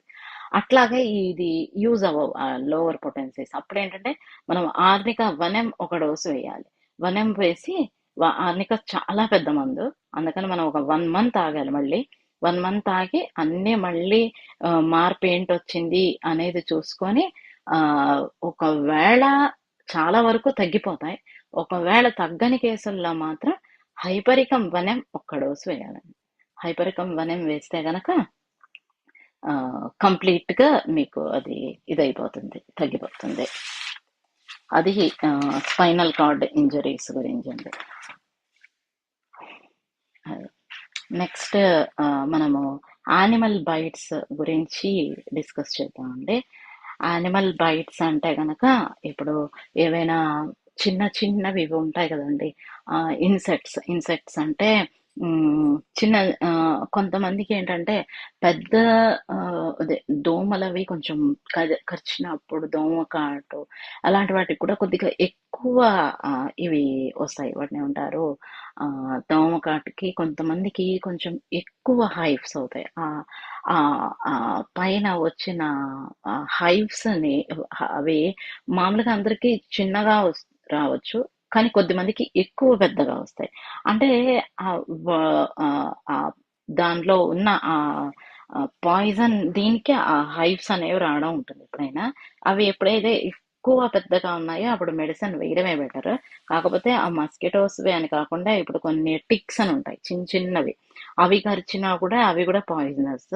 ఆ తర్వాత లేదంటే ఈ మన స్పైడర్స్ ఉంటాయి, లేకపోతే ఈ బగ్స్ ఉంటాయి కదండి, బెడ్ బగ్స్, నల్లులు, ఇవన్నీ కూడా, అవన్నీ కూడా ఏవైనా లేకపోతే ఏమైనా చిన్న చిన్నవి ఇలా పాకుతూ వెళ్ళేవి కొన్ని ఉంటాయి. లేదా కొన్ని కొన్ని చిన్న కాక్రోచెస్ అయినా వాటి నుంచి కూడా అవి పెద్ద కరవడం అని కాకపోయినా అవి కొన్ని పాయిజన్ అయితే క్యారీ చేస్తాయి. సో ఇలాంటి వాటిల్లో అవి మనకి కరిచినప్పుడు చేసినప్పుడు వాటి పాయిజనస్ ఎఫెక్ట్ వల్ల బాడీలో కొన్ని సిమ్టమ్స్ ప్రొడ్యూస్ అవుతాయి. సో అలా సిమ్టమ్స్ ప్రొడ్యూస్ అయినప్పుడు మనము ఇప్పుడు నేను చెప్పిన ఇటువంటివి కరిస్తే మాత్రం అలాంటి కేసుల్లో మనం లెడంపాల్ అన్న మందు వేయాలి. ఓకే. సో లెడంపాల్ 6 పొటెన్సీతో వేస్తాం అనమాట అండి. అయితే ఇప్పుడు నేను అన్నాను చూసారా, స్పైడర్స్ కానివ్వండి, టిక్స్ కానివ్వండి, లేకపోతే ఈ నల్లులు, సో ఇలాంటివన్నీ కొంచెం ఎక్కువ పాయిజనస్. సో అలాంటి కేసుల్లో ఏంటంటే నొప్పి తీవ్రత బాగానే ఉంటుంది. అప్పుడు ఏంటంటే ప్రతి 5 మినిట్స్కి ఒక డోసు వేయాలి. అలా అరౌండ్ 5 to 6 డోసెస్ వేస్తాం మనం. అప్పుడు అంటే ఆల్మోస్ట్ ఎంత అయింది మనకి, 25 మినిట్స్ దాకా అయ్యింది. 25 మినిట్స్కి మనకి ఆల్మోస్ట్ ఒక అవసరాన్ని బట్టి 6 డోసెస్ కూడా పోని వేసామని అనుకోండి. అరగంటలో 6 డోసెస్ వేసేటప్పటికి కొంత మార్పు వచ్చేస్తుంది. కొంత మార్పు వచ్చినప్పుడు కొంచెం ఆగాలన్నమాట అండి. కాకపోతే ఎప్పుడైనా డోసేజ్ రిపిటేషన్ మాత్రం సిమ్టమ్ సివియారిటీని బట్టే చేయాలి. ఎందుకంటే సిమ్టమ్ సివియారిటీని బట్టే మనకి పాయిజనస్ ఎఫెక్ట్ బాడీలో ఎంత ఉంది అనేది తెలుస్తుంది. ఓకే. అప్పుడు దాన్ని బట్టి మనం డోసేజ్ ఫిక్స్ చేస్తాం కాబట్టి అది అబ్జర్వ్ చేసుకోవాలి. అయితే ఇప్పుడు మనకి హాఫ్ అన్ అవర్ అయింది, కొంత చేంజ్ వస్తుంది. కొంత చేంజ్ వచ్చిన తర్వాత అప్పుడు మనం ఏంటంటే ఇంకో కొంచెం సేపు ఆగి అప్పుడు ఎవ్రీ 1 అవర్కి ఒక డోస్ చొప్పున మళ్ళీ వేయాలి. అప్పుడు 1 అవర్కి ఒక డోస్ వేసేటప్పటికి అంటే ఇప్పుడు అరగంట అయింది, ఇంకొక అరగంట ఆగాలి. ఆగి 1 అవర్కి ఇంకొక డోస్ వేయాలి. వేసేప్పటికి మనకు ఆ నొప్పి, ఆ తీవ్రత అవన్నీ కూడా తగ్గుతాయి. ఆ తర్వాత ఏంటంటే 1 అవర్కి ఒక డోస్ చొప్పున మనం అలా సివియారిటీ బాగా సివియర్గా ఉన్న కేసుల్లో 10 డోసుల దాకా మనం వేయొచ్చు. లేదా మరి అంత తీవ్రత ఎక్కువ లేదు అని అంటే కనుక 5-6 డోసులకే కూడా మీకు మార్పు కనిపిస్తుంది. అదే ఇప్పుడు ఈ చిన్న చిన్న ఇన్సెక్ట్ బైట్స్లో ఇది ఏమంటారు, లెడంపాల్ విషయానికి మనము డిస్కస్ చేసాము. Next scorpion or snake bites అంటే తేలు, లేదా పాము, ఇటువంటివి కరిచిన వాటిల్లో ఎలా ఉంటుందనేది. సో అలాంటి వాటిల్లో ఏంటంటే కనుక ఇప్పుడు అంటే ఎలా డోసేజ్ అనేది మాత్రం మనకి ఇప్పుడు ఈ లెడంపాల్ టైప్ లోనే వేయాల్సి వస్తుంది. కాకపోతే లెడంపాల్ ఇండికేట్ అవుతేనే మనము ఈ మందు డోసేజ్ ఇట్లా 6 పొటెన్సీలో వేయడం అనేది చేస్తాం. అయితే ఒక్కొక్కసారి మనం గమనించుకోవాలి, ఒకవేళ స్నేక్ విషయంలో అది బాగా వినవస్ అంటే పాయిజనస్ స్నేక్ అనుకోండి, డెడ్లీ పాయిజనస్ స్నేక్స్ ఉన్నప్పుడు ఏంటంటే ఆ పాయిజన్ కూడా చాలా ఇదిగా ఉంటుంది కదా, బాడీలో టకటగా స్ప్రెడ్ అయిపోతుంది కదండి. సో అలా స్ప్రెడ్ అయిన వాటిల్లో మనము ఎక్కువ కేర్ తీసుకోవాలి. ఎక్కువ కేర్ తీసుకోవడం అవసరం కాబట్టి మనం ఏంటంటే అప్పుడు మెడిసిన్స్ కూడా చేంజ్ అయిపోతాయి. లెడంపాలతోటి కంట్రోల్ అవ్వకపోవచ్చు. అప్పుడు ఏమేంటుంటాయంటే కనుక వాళ్ళకి మంట ఉంటుంది, విపరీతమైన మంట. ఎక్కడ కరిచిన దగ్గర అవ్వచ్చు, లేదా ఒళ్ళంతా కూడా మంటలుంటాయి. మంటల కాకుండా నాలికంతా పొడారిపోవటం ఉంటుంది, దాహం ఉంటుంది. ఆ దాహానికి కొంచెం కొంచెం నీళ్లు తాగుతూ ఉంటారు వాళ్ళు. ఎక్కువ తాగరు, కొద్ది కొద్దిగా తాగుతూ ఉంటారు. మళ్ళీ కాసేపు ఆగి మళ్ళీ నోరు పొడారిపోయిందని మళ్ళీ కొంచెం తాగుతూ ఉంటారు. తర్వాత తను ఇంకా అంత పాయిజనస్ ఏదైనా స్నేక్ బైట్ అని అంటే ఎవరికైనా కూడా నేను ఇంకా చనిపోతానేమో అని ఒక భయం మొదలవుతుంది, ఒక కంగారు వస్తుంది. ఆ తర్వాత ఏమో గాలి అందనట్టు అవ్వటము, రెస్ట్లెస్నెస్. ఆ తర్వాత ఏమో దీని ఏమంటారు, నీరసం ఒకటి. సో ఈ ఈ సిమ్టమ్స్ ఉన్నప్పుడు మనం ఏం చేయాలంటే గనక ఆర్సనిక్ ఆల్బ్ 200 వేయాలన్నమాట అండి. ఆర్సనిక్ ఆల్బ్ 200 ఒక్క డోస్ వేసేటప్పటికే మీకు మార్పు ఖచ్చితంగా కనిపిస్తుంది. అందుకోసమే చెప్తున్నాను, ఈ మెడిసిన్స్ ఏంటంటే ఫస్ట్ ఆఫ్ ఆల్ అది స్నేక్ పాయిజనస్, బట్ మెడిసిన్స్ కూడా అంత పాయిజనస్ వేస్తేనే తగ్గుతుంది. అందుకని మనం ఫస్ట్ మనం జాగ్రత్తగా అబ్జర్వ్ చేయటం, ఇందాక అన్నయ్య చెప్పినట్టుగా దాన్ని ఏమంటారు, ఆ సిమ్టమ్స్ ని మనం జాగ్రత్తగా అబ్జర్వ్ చేసుకోవాలి. అబ్జర్వ్ చేసి మనం మెడిసిన్ వేయాలి. ఎందుకు అని అంటే కనుక అవి మళ్ళీ మళ్ళీ మనం రిపీట్ చేసే మెడిసిన్స్ కాదు, అందుకని. తర్వాత నెక్స్ట్ ఇంకొక టైప్ చెప్తున్నాను అనమాట అండి. ఆర్సనిక్ ఆల్బ్ ఇండికేట్ అయ్యే కేసెస్ ఒక టైప్. నెక్స్ట్ ఇంకొక ఇది స్నేక్ స్కార్పియన్ బైట్స్ లోనే ఛాతీలో అంతా బరువుగా ఉన్నట్టు ఉండడం, తర్వాత ఏమో గొంతులో అంతా కూడా ఏదో బిగదీసినట్టు, ఇట్లా ఏదో నొక్కేస్తున్నట్టు అలా ఫీలింగ్ ఉంటుంది వాళ్ళకి. మొహం అంతా కూడా నీలంగా ఉంటుంది, మళ్ళీ గాలి అందనట్టు ఆస్తమాలా ఉండడం కూడా వీళ్ళల్లో ఉంటుంది. తర్వాత ఏంటంటే ఈ హెవీనెస్ చెస్ట్ లో అనుకున్నాం చూసారా, అది ఎస్పెషల్లీ కొంతమందిలో లెఫ్ట్ సైడ్ కి ఎక్కువ ప్రామినెంట్ గా ఉందని చెప్తూ ఉంటారు. సో ఇలాంటి కేసుల్లో ఏంటంటే లెకసిస్ 200 ఒక డోస్ వేయాలి. మళ్ళీ సేమ్ ఇది కూడా ఆర్సనిక్ ఆల్బ్ లాగే చాలా పాయిజనస్, అంటే చాలా పవర్ఫుల్ మెడిసిన్ కాబట్టి మనం మళ్ళీ మళ్ళీ రిపీట్ చేయలేము వాటిని. ఓకే. సో నెక్స్ట్ కందిరీగా అంటే గనక వాస్ప్స్ ఆర్ సెంటిపీడ్స్ అంటే ఇవి వాటిని ఏమంటారు మనము, జెర్రీ. సో ఇలాంటివి కరిచినప్పుడు మనం ఏంటంటే ఎపిస్మెల్ 30 ఒక డోస్ వేయాలి. అది ఒక్క డోస్ తోటే మనకి, అంటే వాళ్ళకి కరిచిన తర్వాత వాళ్ళు ఒక 24 గంటల్లో కానీ ఒక్క డోసు వేసామంటే చాలా మనకి తగ్గుతుంది. ఓకే. ఒక డోసు వేసి తర్వాత మనం ఎక్స్టర్నల్ గా ఇగ్నీషియా మదర్ టించర్ చాలా బాగా పనిచేస్తుంది. ఇగ్నీషియా మదర్ టించర్ ఇవి ఒకవేళ మనకి ఇప్పుడు ఇందాక అనుకున్నట్టుగా ఆ స్నేక్ బైట్ లో ఆర్సనిక్ ఆల్బ్ లెకసిస్ చేతిలో లేదనుకోండి, ఇమ్మీడియట్ గా ముందు అసలు ఇగ్నీషియా ఇస్తే మీకు అట్లీస్ట్ కొంచెం సేపు, అంటే అట్లీస్ట్ ఫ్యూ మినిట్స్ మీరు కంట్రోల్ చేయొచ్చు. చాలా పవర్ఫుల్, చాలా మీకు ఆ స్నేక్ పాయిజన్ ని కూడా తీస్తుంది ఇగ్నీషియా. అందుకని ఏంటంటే ఆ ఎకినీషియా మదర్ టించర్ ని పైన ఎక్స్టర్నల్ గా అప్లై చేయొచ్చు, లేదా మీరు నీళ్ళల్లో కలిపి దాన్ని ఒక 10 డ్రాప్స్ ఒక హాఫ్ కప్ ఆర్ పావు కప్ వాటర్ లో కలిపేసి మీరు ప్రతి 10 నిమిషాలకు ఒక చెంచా నీళ్ళు ఇస్తూ ఉంటే మీకు మొత్తం ఆ పాయిజన్ అంతా కూడా తీసేస్తుంది అనమాట అండి. ఆ తర్వాత ఇంకా వీటన్నిటికంటే డెడ్లీ పాయిజనస్ యానిమల్ ఇంకోటి చెప్తాండి, అది హ్యూమన్ బైట్స్. తర్వాత మంకీ, ఇవేవైనా హ్యూమన్ ఆర్ మంకీ బైట్స్ కి మనం బెలడోనా 200 ఒక డోసు వేయాలన్నమాట అండి. తర్వాత నెక్స్ట్ డాగ్ బైట్స్ మనము ఇంకొంచెం ఎక్కువ డీటెయిల్ గా వీటికి మాత్రం హ్యూమన్ కి మంకీకి మాత్రం ఒక్క డోస్ చాలు బెలడోనా. ఊరికనే ఉన్నాను నేను డెడ్లీ పాయిజనస్ అని. ఈ డాగ్ బైట్స్ మాత్రము డాగ్ బైట్ అయిన ఇమ్మీడియట్ గా వాళ్ళు వస్తే కనుక బెలడోనా 30 3 డోసులు వేయాలి. ఎప్పుడు ఇది అని అంటే కనుక మనం మందు వేసే ముందే మనం వాళ్ళని కనుక్కోవాలి, ఆ కరిచిన డాగ్ వ్యాక్సినేటెడా, తర్వాత ఏమో అది వాళ్ళు పెంచుకునేదేనా, లేకపోతే కనుక రోడ్డు మీద. సో అది మనం క్లియర్ గా మనం అది తెలుసుకోవాలి, ఎందుకంటే దాన్ని బట్టి మనం మెడిసిన్ వేస్తాము, రిపిటేషన్ అన్నీ ఉంటాయి కాబట్టి. అది వాళ్ళ పెట్ అయితే కనుక మాత్రం మనకి బెలడోన్నా 33 డోసెస్, ఆల్టర్నేట్ డేస్ 3 డోసెస్ వేస్తే గనక మీకు మంచి చేంజ్ వచ్చేస్తుంది. సో ఆ తర్వాత ఈ 3 డేస్ సారీ 3 డోసెస్ అయిపోయిన తర్వాత మనము బెలడోన్నా 200 ఒక్క డోసు లాస్ట్కి వేస్తే ఆల్మోస్ట్ 90% అయిపోతుంది. తర్వాత 15 డేస్ ఆగి తూజా 200 ఒక్క డోసు వేస్తే కనుక ఇంకా దాంతో ట్రీట్మెంట్ కంప్లీట్ అయిపోతుంది. ఎప్పుడు డాగ్ పెట్ అండ్ వ్యాక్సినేటెడ్ అయితే గనక.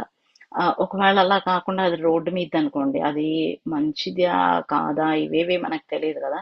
సో అలాంటి కండిషన్లో ఏంటంటే గనక ఈ మొత్తము ఈ డోసేజ్ ఇవి మాత్రం చేంజ్ అయిపోతాయి. ఓకే. తర్వాత ఇంకొక విషయం ఏంటంటే కనుక ఈ కుక్క కాటు వీటిల్లో మనము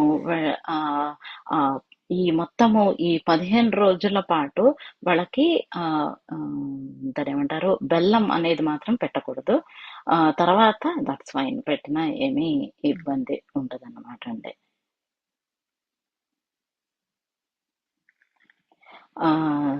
తర్వాత ఏంటంటే ఒకవేళ కనుక డాగ్ బైట్ వ్యాక్సినేటెడ్ కాదు, రోడ్డు మీద అనుకోండి, అప్పుడు ఏం చేయాలంటే గనక వాళ్ళకి బెలడోనా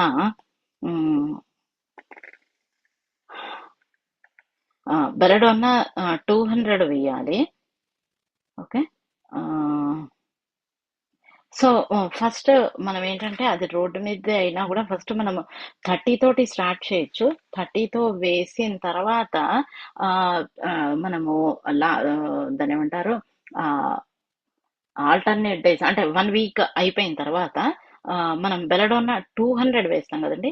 బెలడోన్నా 200 వేసిన తర్వాత నెక్స్ట్ మామూలుగా అయితే ఇందాక అనుకున్నది ఏంటంటే తూజా వేయాలని, కానీ ఇక్కడ అట్లా తూజా వేయకూడదు. బెలడోన్నా 200 వేసి మనం ఆగాలి. ఆగి మనం చూసుకొని ఎంతవరకు ఇంకా అది ఎలాంటిది ఏంటనేది లోపు మనకు తెలిస్తే ఆ డాగ్ దీని గురించి ఒకవేళ అవసరం అని అనిపిస్తే మాత్రం బెలడోన్నా 1M వేయాలి. బెలడోన్నా 1M వేసి తర్వాత దాని ఏమంటారు ఒక 2 నెలలు ఆగి బెలడోన్నా 1M వేసిన 2 months ఆగి తూజా 30 ఒక డోసు వేస్తాము. తూజా 30 వేసి మళ్ళీ వారం ఆగి ఇంకొక డోసు, మళ్ళీ వారం ఆగి ఇంకొక డోసు, అలా తూజా 30 3 weeksకి 3 doses అవుతుంది. 3 weeks 3 doses అయిన తర్వాత తూజా 200 వేసేస్తే కనుక ట్రీట్మెంట్ కంప్లీట్ అవుతుంది. అంటే 15 daysకి ఒక డోసు చొప్పున తూజా 200 2 doses వేస్తాం మనం. ఆ తర్వాత అంటే ఇప్పటికి ఎన్ని డేస్ అయింది ఇక్కడ 1 week ఆగి ఇది వేసాము. ఇది వేసిన తర్వాత బెలడోన్నా 200 2 doses, అది ఇంకొక 2 weeks అయింది మనకి. సో ఇప్పటికి 3 weeks అయింది. 3 weeks తర్వాత అంటే 1 monthకి బెలడోన్నా 1M వేసాం. 1 month తర్వాత మళ్ళీ 2 monthsకి తూజా 30 అయింది. తూజా 30ది 3 weeks అయింది. ఆ తర్వాత మళ్ళీ మనం ఒక్కసారి చూసుకొని తూజా 200 వేసాం. తూజా 200 ఎవ్రీ 15 daysకి వేసాం. వేసినది తర్వాత ఇక్కడ మనము అంటే ఆల్మోస్ట్ 4 months 4 కాదు 2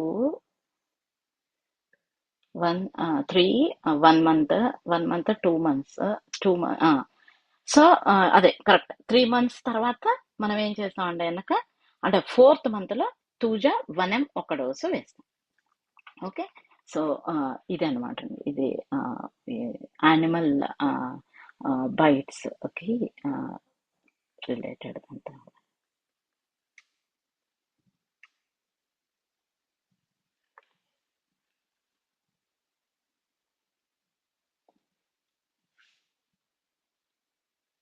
సో ఎవరికైనా ఏమైనా డౌట్స్ ఉన్నాయంటే యానిమల్ బైట్స్ అంతా క్లియర్గా అర్థమైందండి. హలో, అర్థమైంది మేడం, బాగుంది, చాలా బాగుంది మేడం. మేడం లేడం పాలు ఎక్కడ వాడాలి, అసలు గర్భం ఎక్కడ వాడాలి మేడం?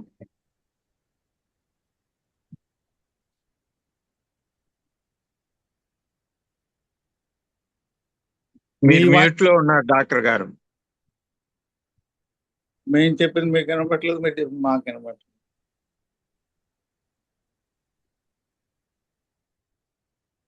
సో లడంపాలు చిన్న చిన్నవి ఇందాక నేను చెప్పాను కదండి.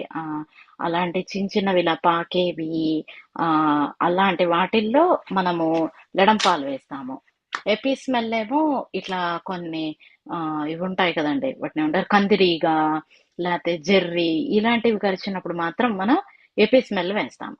ఆర్స్నిక్ కాల్బు, లెక్కసిస్ ఇలాంటివి మాత్రం చాలా పెద్ద మందులు. అండ్ చాలా పాయిజనస్ స్నేక్స్ ఇలాంటి కేసుల్లో అలాంటి పెద్ద మందులు ఇండికేట్ అవుతాయి. చిన్న చిన్న పాకేవి, ఏదో ఇట్లా ఎగిరే పురుగులను ఇలాంటి వాటిల్లో మాత్రం అలాంటి పెద్ద మందులు అసలు అవసరం రావు. తేలు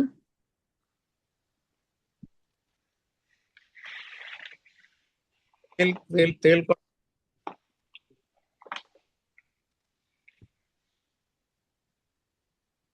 హలో సో హలో, తేలు తేలుకి కూడా ఇదే అండి. దాని ఏమంటారు, ఆర్స్నిక్ ఆల్బు, లెక్కసిస్ అవి చూసుకోవాలి. వాటిల్లో ఏది ఇండికేట్ అవుతే అది వేయాలి మనం. తేలుకి పాముకి అవి రెండు బాగా డేంజరస్, ఎక్కువ డేంజరస్.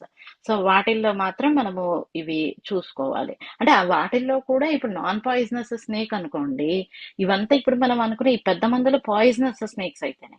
సో అలా నాన్ పాయిజనస్ అయితే మళ్ళీ మీకు లడంపాల వరకు లడంపాల పని చేసేస్తుంది. తేలు కూడా మీకు అంటే ఇట్లా అది బైట్ చేస్తూనే మీరు తీస్తారనుకోండి, ఆ పాయిజన్ పూర్తిగా ఎంటర్ అవ్వకపోవచ్చు ఒక్కొక్కసారి బాడీలో.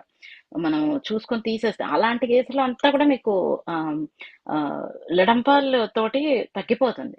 కానీ ఒకవేళ అది మాత్రం బాగా ఏమంటారు, బాగా విషం పూరితం అయినప్పుడు మాత్రం మనకి ఇవేవి రక్తపింజరి, లేకపోతే ఇవేమంటారు, ఇవన్నీ ఉంటాయి కదా, అదేంటది, కోబ్రా, అట్లాంటి వాటిల్లో మాత్రం మనం ఇలాగా పెద్ద మందులు వేయాల్సి వస్తుంది. సో ఇవాళ మనం అంటే మీకు ఇంకొక చిన్న పాయింట్ ఒకటి చెప్తాను మీకు. మనం డాగ్ బైట్స్లో కేసు రియల్గా ఒక మ్యాడ్ డాగ్ బైట్ చేసిందండి ఒకరిని. అండ్ బైట్ అయిన తర్వాత ఆ డాగ్ చచ్చిపోయింది కూడా. సో దట్స్ వెరీ వాళ్ళేమో అంటే సిటీలో వాళ్ళు అయితే మనం ఎంత ఇది చేసినా వాళ్ళు వినరు మన మాట. ఎందుకంటే ప్రతి ప్రాణ భయం. సో వీళ్ళు ఏంటంటే ఈ కేసు నాకు విలేజ్ నుంచి వచ్చింది కేసు. సో వాళ్ళకి ఏం పర్వాలేదని చెప్పి ఇప్పుడు ఇచ్చినటువంటి కోర్స్ మనం వేసాం వాళ్ళకి పూర్తిగా. ఇది ఇచ్చి సుమారుగా 10 ఏళ్ళు అయిపోయింది. ఇప్పుడు కూడా వాడు ఆరోగ్యంగా ఉన్నారు, ఏమీ ఇబ్బంది అవ్వలేదు వాళ్ళకి. ఇంట్లో వాళ్ళు చుట్టుపక్కల వాళ్ళందరూ గొడవ పెట్టారు వాళ్ళు, అమ్మ నువ్వు వెళ్ళిపో, నువ్వు ఇంజక్షన్లు తీసుకో, ర్యాబీస్ అవి కానీ. కానీ అద్భుతంగా ఆవిడకి ఇంకా ఏమైందంటే ఆ కండ ఊడు వచ్చేసింది, అది మొత్తం ఊండ్ అయిపోయింది ఆవిడకి. ఆ కుక్క కరిచేటప్పటికి ఆ కాళ్ళ దగ్గర కరిచింది, అది కండ ఊడిపోయి ఇంత పుండులాగా అయిపోయింది అక్కడ. అయినా మీకు ఎందుకు నేను ఇది చెప్తున్నానంటే హోమియోలో చాలా అద్భుతంగా మనం వైద్యం చేయొచ్చు. మనం భయపడక్కర్లేదు, మనం కంగారు పడక్కర్లేదు. ఇంత అద్భుతంగా వాడికి తగ్గిపోయింది. ఇది తగ్గి 10 ఏళ్ళు అయింది, ఇప్పుడు తగ్గిన కేసు కూడా కాదు ఇది. ఇదే కోర్స్ మనం ఫాలో అయ్యినప్పుడు చక్కగా వాడికి తగ్గిపోయింది, హాయిగా తగ్గిపోయింది.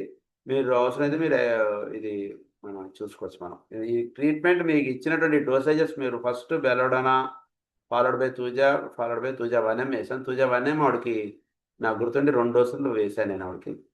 చక్కగా హాయిగా తగ్గిపోయింది ఆవిడకి. ఇంకొక విషయం, నేను మీకు క్లాస్ నడుస్తుంటే నాకు గుర్తొచ్చినటువంటి విషయం ఏంటంటే ఫిట్స్ కేసు ఒకటి.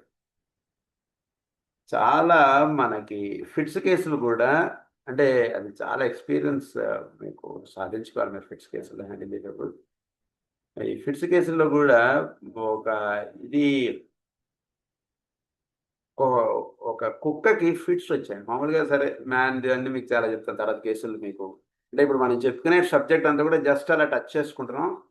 మీకు ఈ డ్రగ్ గురించి సపోజ్ ఆర్నికా గురించి ఇండివిజువల్గా మనం మళ్ళీ చెప్పుకుంటాం, హైపర్కమ్ గురించి మళ్ళీ చెప్పుకుంటాం, లడంపాల్ గురించి మళ్ళీ చెప్పుకుంటాం. మీకు ఇప్పుడు ఏంటంటే ఓన్లీ మీకు సర్ఫేస్గా మీరు ఎప్పుడైనా మీకు ఏదైనా అవసరమైన వెంటనే వాడుకోవడానికి అన్నట్టుగా ఇప్పుడు క్లాసెస్ మనం చెప్పుకుంటాం. సో ఫ్యూచర్లో వీటిని ఇంకా డీటెయిల్డ్గా ఇంకా మనం చెప్పుకోవడానికి ఉంటుంది క్లాసెస్, అవన్నీ కూడా ఉంటాయి. సో ఫిట్స్ కేసులో ఒకటి మీకు ఎగ్జాంపుల్ నేను చెప్పేసి నేను ఫిట్స్ కేసులో నేను వీలైతే నేను ఇవాళే నేను మీకు అది వీడియో నేను పోస్ట్ చేస్తాను కుక్కది. సో డాగ్ గట్స్ పాపం చాలా పిటి. ఆ డాగ్ ఏంటంటే వాళ్ళు ఒకళ్ళు పెంచుకుంటున్నటువంటి వాళ్ళకి ఏదో సమ్ ఫిట్స్ ఉన్నాయని తెలిసింది ఆ డాగ్కి. ఆ డాగ్కి తెలిసేటప్పుడు వాళ్ళు ఏం చేశారు, వాళ్ళు రోడ్డు మీద వదిలేశారు ఆ డాగ్ని. అంతే, వాళ్ళు మనుషుల కంటే వైద్యం చేస్తారు సంథింగ్, అదంతా మనకు ఆ స్టోరీ. అయితే ఆ డాగ్ని వేరే వాళ్ళు చూసి వాళ్ళు తీసుకుని వచ్చి వాళ్ళ ఇంట్లో పెట్టి, లక్కీగా ఏంటంటే వాళ్ళు ఎందుకు తీసుకొచ్చుకున్నారంటే బికాజ్ వాళ్ళు కొంత యానిమల్స్కి ఇదంతా మనం చూసుకోవాలన్న ఇది ఉన్నటువంటి ఆవిడ. వాళ్ళ సన్ ఏమో హీజ్ వెటర్నరీ డాక్టర్ ఆయన. సో అందుకని మనం ఏదైనా మనం హెల్ప్ చేయొచ్చు యానిమల్కి అన్నట్టుగా వాళ్ళు తెచ్చి వాళ్ళు పెట్టుకున్నారు. And he tried, frankly speaking he tried, but అవి వాడుతున్నా కూడా ఆ డాగ్కి ఇంప్రూవ్మెంట్ రాలేదు పాపం వాడు. సో ఎవరో చెప్పారు, so something they consulted me and they posted the video of the dog. అదే వీడియో మీకు పోస్ట్ చేస్తాను. ఇప్పుడు ఆ డాగ్కి చాలా వరకు ఫిట్స్ రావడం అలా తగ్గిపోయింది, చాలా అద్భుతంగా తగ్గిపోయింది, చాలా ఇంప్రూవ్ అవుతుంది. ఇంకా case still it is under treatment. చాలా గ్యాప్స్ చాలా పెరిగిపోయింది, చాలా బాగుంది. అది ఏం డ్రగ్ ఇచ్చా అనేటువంటిది మన నెక్స్ట్ క్లాస్లో మనం డిస్కస్ చేస్తాం. ఎందుకంటే మీరు ఆ వీడియో చూసి మీరు మాట్లాడాలన్న ఉద్దేశం. డాగ్ వీడియో చూసి నేను డ్రగ్ సెలెక్ట్ చేశాను, అందుకు గురించి అదొక ముఖ్యమైనటువంటి విషయం. తర్వాత మీకు ఇంకేమైనా సందేహాలు అని ఉంటే మన totality of students actual our original topic, అది మనం నెక్స్ట్ క్లాస్లో నేను కంటిన్యూ చేస్తాను. మీకు ఫస్ట్ అంటే మనం చెప్పుకున్నటువంటి సబ్జెక్ట్ మీకు చక్కగా అర్థమవుతుందా, ఏమైనా సందేహాలు ఉంచుతున్నా సబ్జెక్ట్, అది లేకుండా మనం ముందుకు వెళ్ళాలి, ముందు అది ముఖ్యం. సో మీకు ఏ సందేహాలు ఉన్నా మీరు దయచేసి అడగండి, so that we can have clarity of those things and we can proceed further. అది నా ఉద్దేశం. ఇందాక అన్కాన్షియస్ లో ఉన్న వాళ్ళకి టింక్చర్ నీళ్ళల్లో కలిపి వేయమన్నారు కదా మేడము. మన దగ్గర ఒక టింక్చర్ లేకపోతే పిల్స్ కలిపి అంతే అంతే కరెక్ట్. పిల్స్ ఒక స్పూన్ నీళ్ళలో కలిపేసేసి మీరు తాగిచ్చేసేయచ్చు. సరే sir, thank you sir. Sir pregnancy కేసులోని మాగ్నీషియం పాస్ ఇవ్వచ్చారా సార్? ఏ కేసెస్ లో సార్? Pregnant sir, 5 months. ప్రెగ్నెన్సీలో హాయిగా మీరు magnesium phos helps very well. అచ్చా సార్, సిఎఫ్ ఇవ్వచ్చు సార్ 5-6 months లో? దేనికి? అంటే మోషన్ సరిగ్గా ఫ్రీ అవ్వడం లేదు, బ్లోటింగ్ వస్తుందని. మీరు టిఎఫ్ కన్నా మీరు నాకు తెలిసి మీరు నాట్రమ్ ఫాస్ మీకు బాగా హెల్ప్ చేస్తుంది. అయితే మీకు జస్ట్ మీకు ఇంట్రెస్ట్కి నేను ఒక 2-3 పాయింట్స్ చెప్పేసి నేను ప్రెగ్నెన్సీ దానికి యాక్చువల్గా నాకు చాలా అద్భుతమైనటువంటి కేసెస్ ప్రెగ్నెన్సీ నేను హ్యాండిల్ చేశాను. ఒక case it is RH negative case. RH negative కేసులో she lost pregnancy. Next time ఆవిడకి ఏం చెప్పారంటే, ఇంకా నీకు ప్రెగ్నెన్సీ వద్దమ్మా, you and your family life అని చెప్పారు వాళ్ళకి. అయితే సరే పర్వాలేదండి అని చెప్పి నేను కొన్నాళ్ళు ట్రీట్మెంట్ ఇచ్చి వాళ్ళకి మీరు ట్రై చేసుకోండి అని చెప్పాను. వాళ్ళకి మళ్ళీ ప్రెగ్నెన్సీ వచ్చింది, చక్కగా బేబీ పుట్టాడు. చక్కగా ఇట్స్ అరౌండ్ బేబీకి age not less than 10 years today and is healthy. RH negative కేసులో ప్రెగ్నెన్సీ వచ్చి షీ సర్వైవ్డ్ వెరీ వెల్. అంటే ఎందుకు చెప్తున్నానంటే అద్భుతంగా మీరు హోమియోతోటి you can do miracles. That's the word. మీరు ఎటువంటిదైనా అడగండి, దానికి సంబంధించిన కేసెస్ నేను మీకు ప్రొజెక్ట్ చేయగలను. ఆ కేసు ఎలా హ్యాండిల్ చేశారు అంతా కూడా మనం చెప్పగలం. సో ప్రెగ్నెన్సీని చూసి మీరు ఏమీ భయపడక్కర్లేదు, చాలా అద్భుతంగా మనం హ్యాండిల్ చేయొచ్చు ప్రెగ్నెన్సీ కేసెస్. అంటే సర్విక్స్ ఎస్, నేను ఇంకో కేసు మీకు చెప్తాను. సర్విక్స్లో ఒక కేసులో ఏమైందంటే cervical length is very short. Cervical length very short ఉండేవాడికి పాపం వాడికి అబార్షన్ అయిపోతుంది. అబార్షన్ అయిపోతుంటే వాళ్ళు ఏం చెప్పారంటే మేమేం చేయలేమని చెప్పారు. The most famous hospital in Hyderabad వాళ్ళు చేతులు ఎత్తేసారు. వాళ్ళు ఎవరో చెప్తే మనని కన్సల్ట్ చేశారు. నేను చెప్పాను కొద్దిగా మీరు give some time for me, then you can plan అని చెప్పాను. వాళ్ళకి మెడిసిన్స్ ఇచ్చాను, వేరే ఇంక మొత్తం అంతా మన అంతా చక్కగా తీసుకుని కేసు అంతా మెడిసిన్స్ ఇచ్చాను. తర్వాత వాళ్ళకి నేను చెప్పాను, ఏమంటే ఇప్పుడు మీరు ట్రై చేసుకోండి ప్రెగ్నెన్సీకి అని చెప్పాను. వాళ్ళు ట్రై చేసుకున్నారు, ప్రెగ్నెన్సీ సక్సెస్ అయింది, పిల్లవాడు పుట్టాడు. వాళ్ళు నన్ను బారసాలకు పిలిచారు, అంత చక్కగా ఉన్నాడు పిల్లవాడికి. 1 year కూడా అయిపోయింది పేజ్. ఇలాంటివి 2-3 కేసులు ఉన్నాయి. సర్వైకల్ లెంగ్త్ షార్ట్గా ఉండి మన మెడిసిన్స్ తోటి సెట్ అయిపోయినటువంటి కేసెస్. సార్ సార్ ఎలాగ strontium carb strontium carb, yes, injury cases లో చాలా can you please strontium some light? Carb injuries cases లో మంచి డౌట్. నేను యాక్చువల్గా ట్రాన్షియం కార్బ్ వాడలేదు, ఇంకొక అంటే వాడలేదు నేను ఇంతవరకు ట్రాన్షియం కార్బ్. నేను సార్ మా అమ్మాయిది pregnant sir, 6 months cervix open అయిపోతుంది అనేసి చెప్తున్నారు సార్. అది ఏంటి మంది ఏమంటారా అని. అంటే మీరు ఒకటి సార్, ఒకటి మీరు కేసు చక్కగా తీసుకోండి సార్. చక్కగా తీసుకుని కేసుని అప్పుడు మనం హ్యాండిల్ చేస్తాను. నేను హ్యాండిల్ చేసిన కేసు ఊరినే జస్ట్ మీకు చెప్తాను. ఏంటంటే మీరు కేస్ షీట్ తీసుకోండి చక్కగా. ఒకటి, మీకు సర్విక్స్ ఓపెన్ అయిపోయేటువంటి కేసెస్లో మీకు బాగా చక్కగా ఇండికేట్ అయ్యేటువంటి డ్రగ్స్. ఈ మధ్య ఒక కేసు నా దగ్గర, where she is twin pregnancy, she is still running in 8th ending.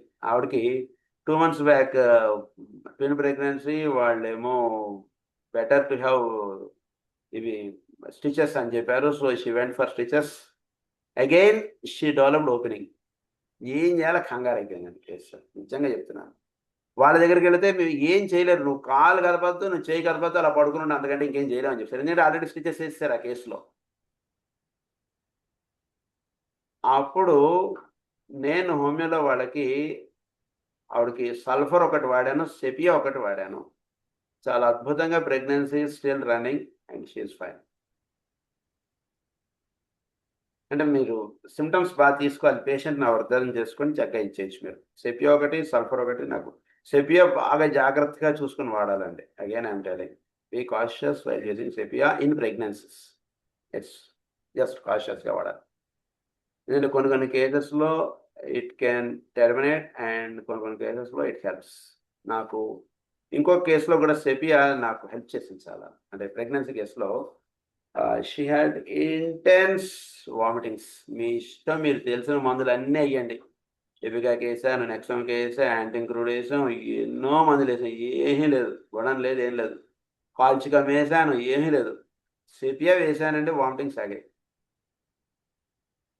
అది అలా మీరు కొంచెం జాగ్రత్తగా చూసుకొని సెపియా వాడుకోండి. Sulphur is safest drug in pregnancy.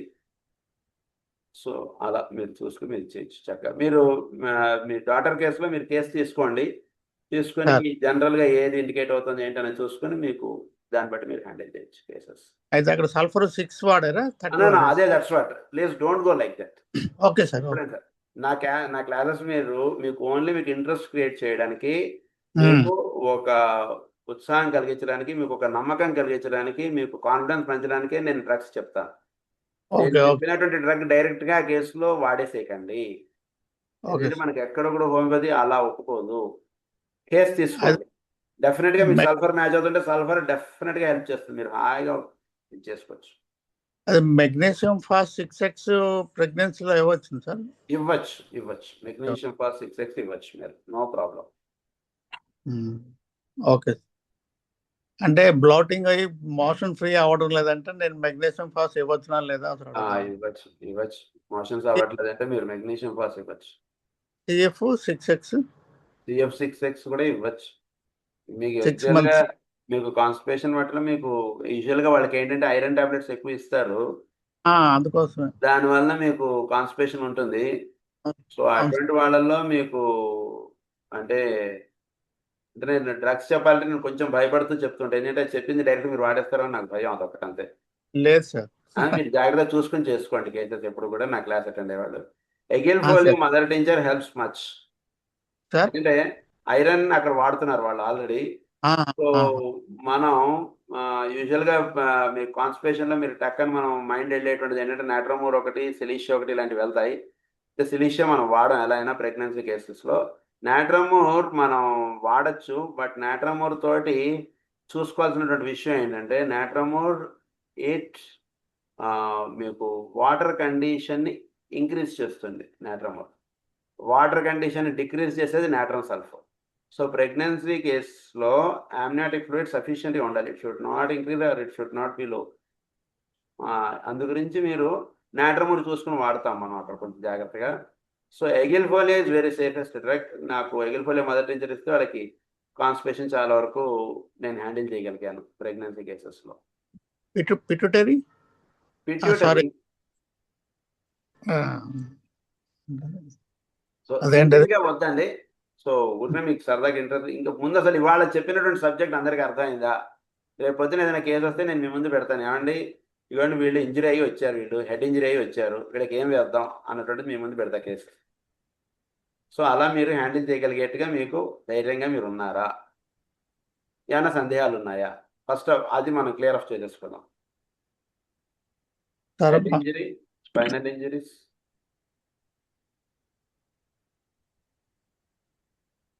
Sir mother teacher పేరు ఏం చెప్పారు sir? Aegle folia. Again. AEGLEFOLIA. Aegle folia. Eagle folia. అచ్చా. ఎగెల్ ఫోలియా. కాన్స్టిపేషన్ కింగ్ అంటే యాక్చువల్గా అలా వెళ్ళిపోకూడదు. దయచేసి నా క్లాస్ అటెండ్ అయ్యేవాడు మళ్ళీ be cautious while using the medicines which I suggest in class. అప్రోమా ఆగస్ట్ ఒకటి మీకు బాగా హెల్ప్ చేస్తుంది కాన్స్టిపేషన్స్లో. హైడ్రోజన్ స్కాన్ ఒకటి బాగా హెల్ప్ చేస్తుంది. మదర్ టీచర్స్ సపరేట్ సెక్షన్ పెట్టుకుందాం మనం ఇంకోసారి ఎప్పుడైనా క్లాసెస్లో. మీకు చాలా అసలు అప్రమాగస్త ఎంత హెల్ప్ చేసింది ఒక కేసులో అంటే చాలా అసలు ఆయనకి చాలా దారుణమైనటువంటి కాన్స్టిపేషన్, పాపం పెద్ద ఆయన. చాలా మెడిసిన్స్ ట్రై చేసాం. అప్రమాగస్త మదర్ టీచర్ తోటి హ్యాంగ్ వెరీ కంఫర్టబుల్ మూమెంట్. అగస్టా సార్ ఏంటి? అంటే అదే నేను చెప్తాను, అబ్రోమా ఆగస్టా. ఇవన్నీ డ్రగ్స్ గురించి మనం డీటెయిల్డ్గా మనం వెళ్దామండి. ఏదో కంగారు పడకండి. I will go in detail of each and every mother teacher, each and every homeopathic medicine. Just to have some interest, to create interest in you, I am just suggesting the names and the cases. That's it.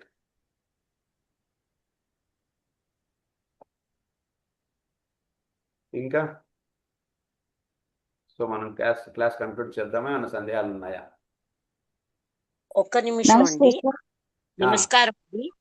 మనకి doctor Samuel Hahnemann గారి జన్మదినం ఉంది. April 10వ తారీఖు అండి, శుక్రవారం April 10వ తారీఖున మనం శామ్యూల్ హానిమన్ గారి జన్మదినం చేస్తున్నాం. He's the founder. మాస్టర్ గారు ఆయన్ని హోమియో మహర్షి అని కూడా అనేవారు.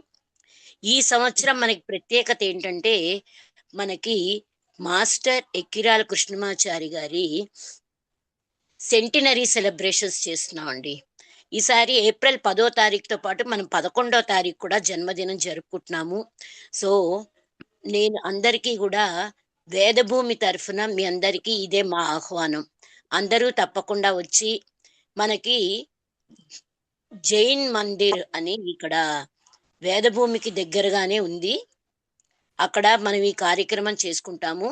ఉదయం 5 నుంచి రాత్రి 8 వరకు 2 రోజులు ఈ కార్యక్రమం జరుగుతుంది. అందరూ తప్పకుండా రండి. మన పెద్దవాళ్ళందరూ కూడా వస్తున్నారు. వాళ్ళందరూ కూడా అక్కడ ఈ హోమియో యొక్క సిద్ధాంతాన్ని గురించి చాలా పెద్దవాళ్ళందరూ కూడా వస్తున్నారు. మీ అందరూ కూడా వచ్చి ఆ కార్యక్రమంలో ఫిజికల్ గా అటెండ్ అవ్వండి. అందరూ తప్పకుండా రండి. ఇదే మా ఆహ్వానం. మనము 11వ తారీఖు కూడా ఈ కార్యక్రమం జరుపుకుంటున్నామండి.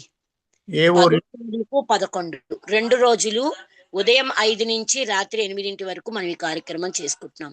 మీకు లొకేషన్ అది ఆ డీటెయిల్స్ మన వాళ్ళు ఈ గ్రూప్ లో షేర్ చేస్తారు. తప్పకుండా రండి. ఏ ఊర్లో మేడం? హైదరాబాద్ అండి. వెరీ గ్రేట్ గ్రాండ్ అకేషన్ అండి. అందరూ తప్పకుండా రండి. మీరందరూ కూడా ఆ రోజు పెద్దవాళ్ళ చేతుల మీదుగా మీకు హోమియో బుక్స్ అవి కూడా అందివ్వబడటం జరుగుతుంది. ఆ రోజున హోమియో బుక్స్ తీసుకోవడం ఇదంతా కూడా it's great opportunity. All of you please attend the programme.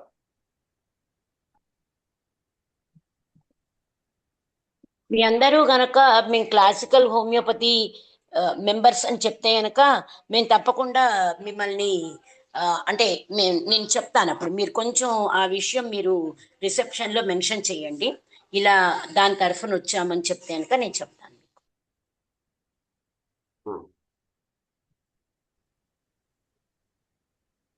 స్వస్తి ప్రజాభ్యః పరిపాలయంతాం న్యాయేన మార్గేణ మహీం మహీషాః గోబ్రాహ్మణేభ్యః శుభమస్తు నిత్యం.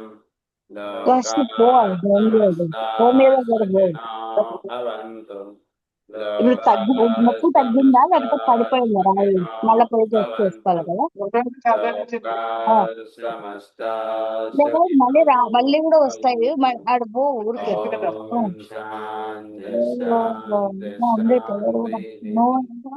అక్కడేం చేసినట్ట తెలుసా 60 feet దగ్గర అడిగితే సాయి కృష్ణ